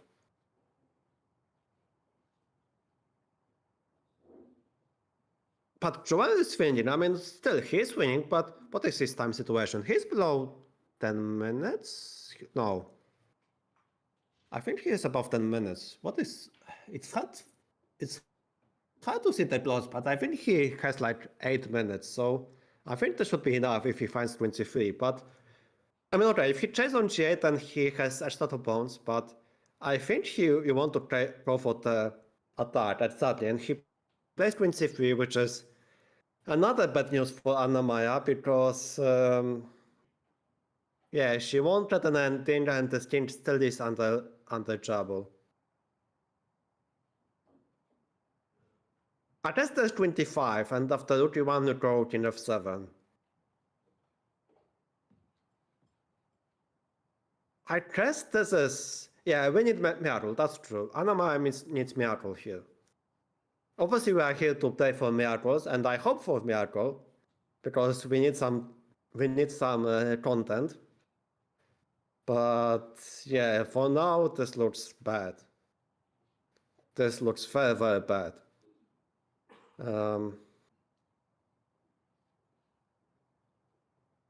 But okay, if we want the miracle, then probably we play 25, and after rook e1, we play king f7. If you want to start miracle. Oh, that's not the way to start miracle. Lord c8 is way too slow. I think you had to bring this queen out of the spots. Now this queen is spots on g8, and after rook e1, now I believe less in miracles. I think 25 was the move to try to make some miracles, and after rook e1, at least play king f7. How much is the delay for the board? It's like 10, 15 minutes. It's above 10 minutes. It's fine.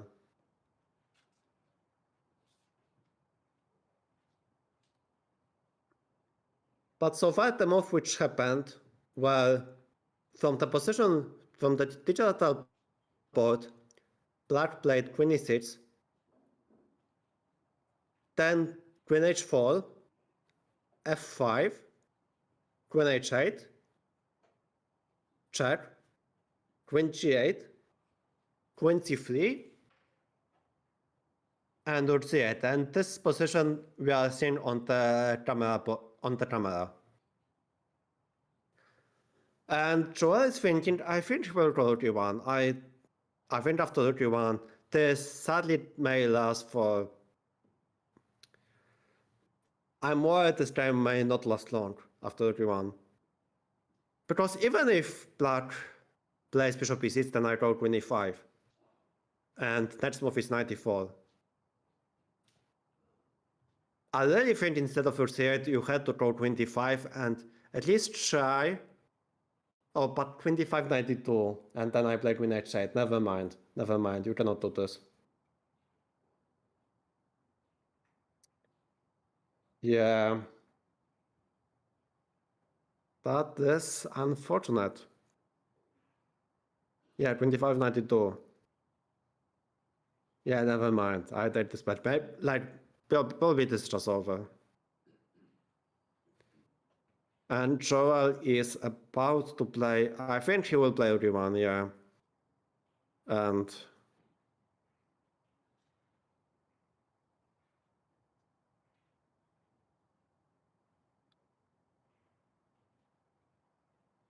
yeah, just painting all of the pieces. Well,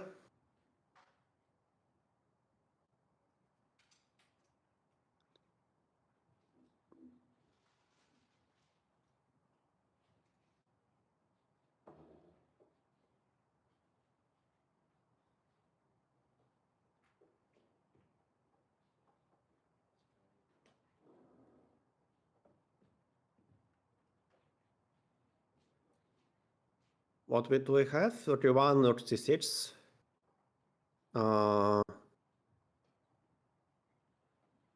Okay, but now I go 94, I guess.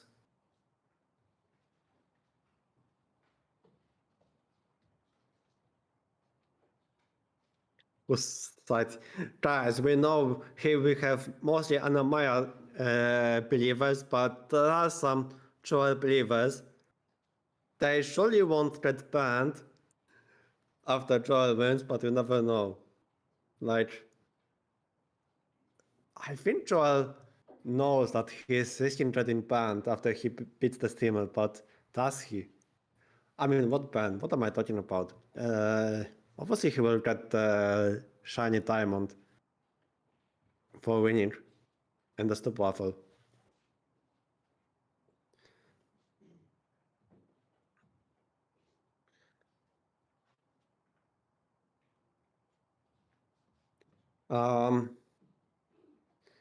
Yeah, we have 36 on the board and on the camera board, and I think 94 is just bad.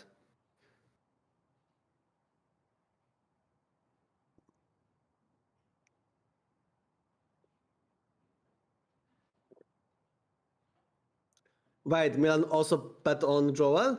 Oh my god. Oh no. Mods banned them all.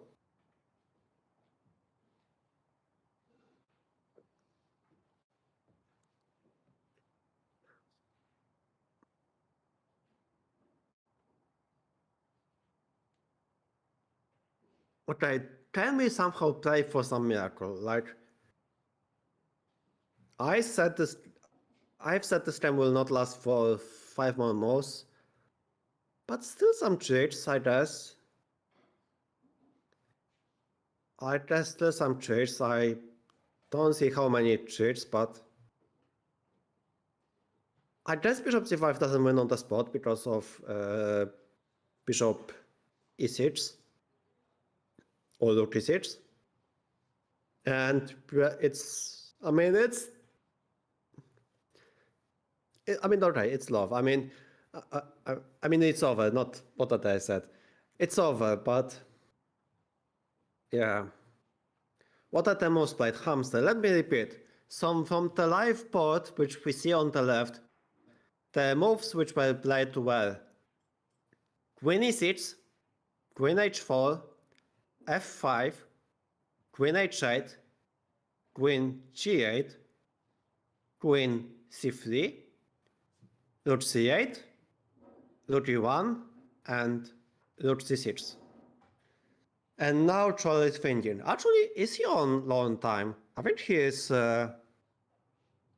Wait, he has 3.5 minutes, so at least Anna-Maja got what she had to get as the step 1. Troll is low on time, so Anna-Maja has now 5% chances. Repeat? Oh my god. Okay, we have 94 on the board. Okay, I'm repeating last time.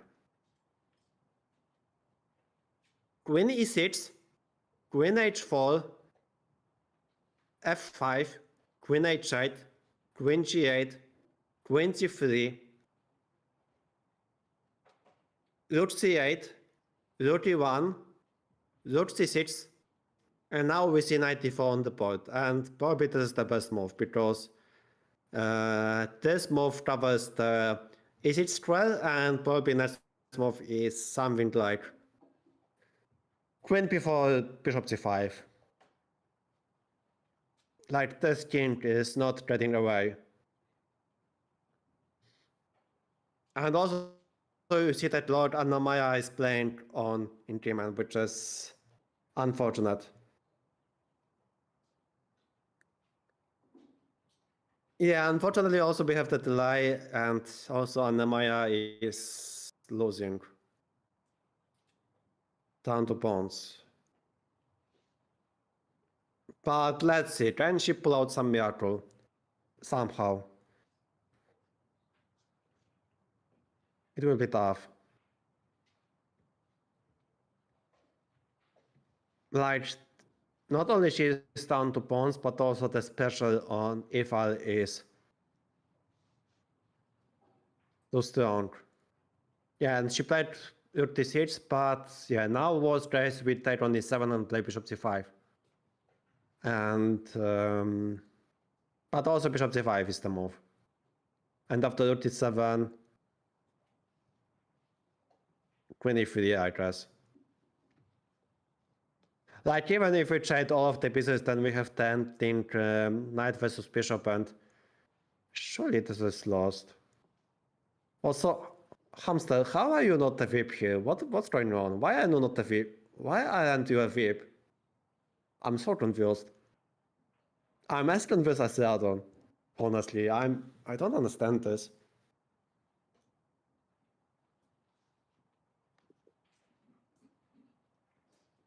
Okay, we have bishop d5, rook d7, and yeah, I think we see. Oh, queen b4 is we just design, right? Yeah, queen b4 is just resignation. Unfortunate. Unfortunate.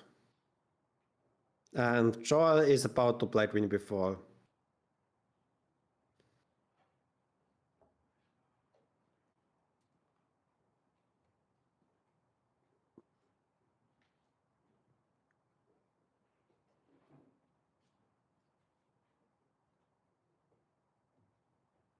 I mean, that's being said, I mean, Joel played very good game today. Despite of some small inaccuracies, he just played very good game. Wait, 25? Oh, actually 25 is a move. Okay, Anna-Maja is still trying. Okay, never mind. I thought this is just over, but Anna-Maja is still trying. I mean, okay, knight b3 probably is GG, but yeah, knight b3 probably it's GG because of the bishop b3, bishop b7. Oh, or c3. Yeah, c3 is even simpler. Yeah. Yeah, Joel played this file very well, and unfortunately, Anna-Maja didn't. Anna-Maja made, first of all, she played e5, which was already suspicious in the earlier stage, and then she just planted the game in one move. By moving the queen from c7 to the round square. Unfortunate. Hopefully, she will recover in the time afternoon. Hopefully. But here she is just dropping the piece.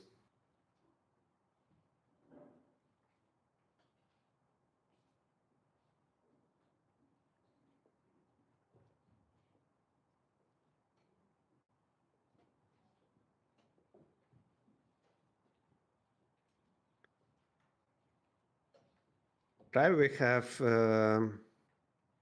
what is it, p6. Yeah, that will not change anything. I just take on e7.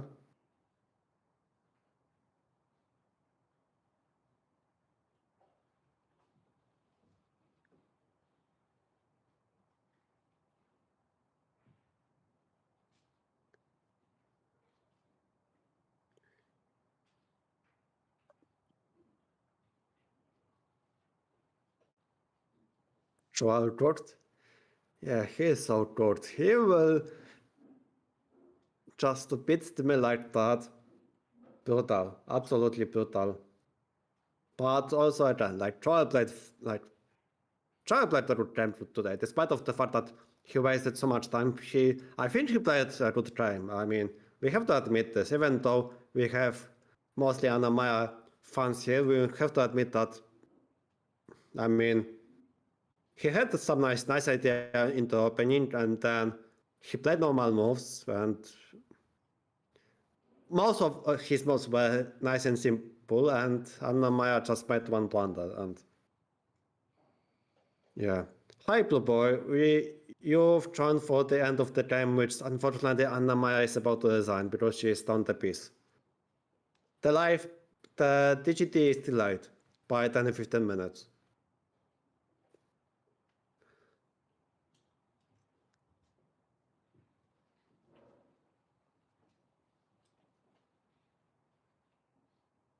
Do you think E5 was main problem, Sumcha? I think so. Like E5 was when the position of Anna-Maja started to get very bad.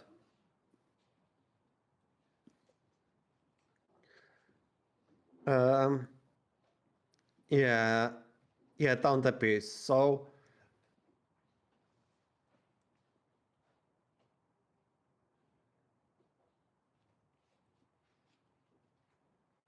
and she is about to.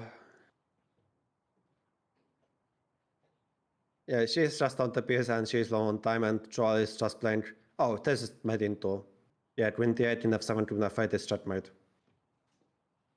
And we have a resignation. Guys, you can either spam search if you will cheat for Anna-Maja or spam hypers, but I will just say GG because this was quite a good game. And congrats to Joel. I'll wish him all the best in this tournament. But we also were cheering for Anna-Maja to recover. She has 3 more rounds to go. And I hope you enjoyed my commentary. And Anna-Maja will see you guys in the afternoon, hopefully with the nice and simple win. For me, that's way to say thanks guys and to say goodbye. And yeah, thanks guys for the nice comments. But for me, it's time to say goodbye, and I'll see you guys next time. See ya.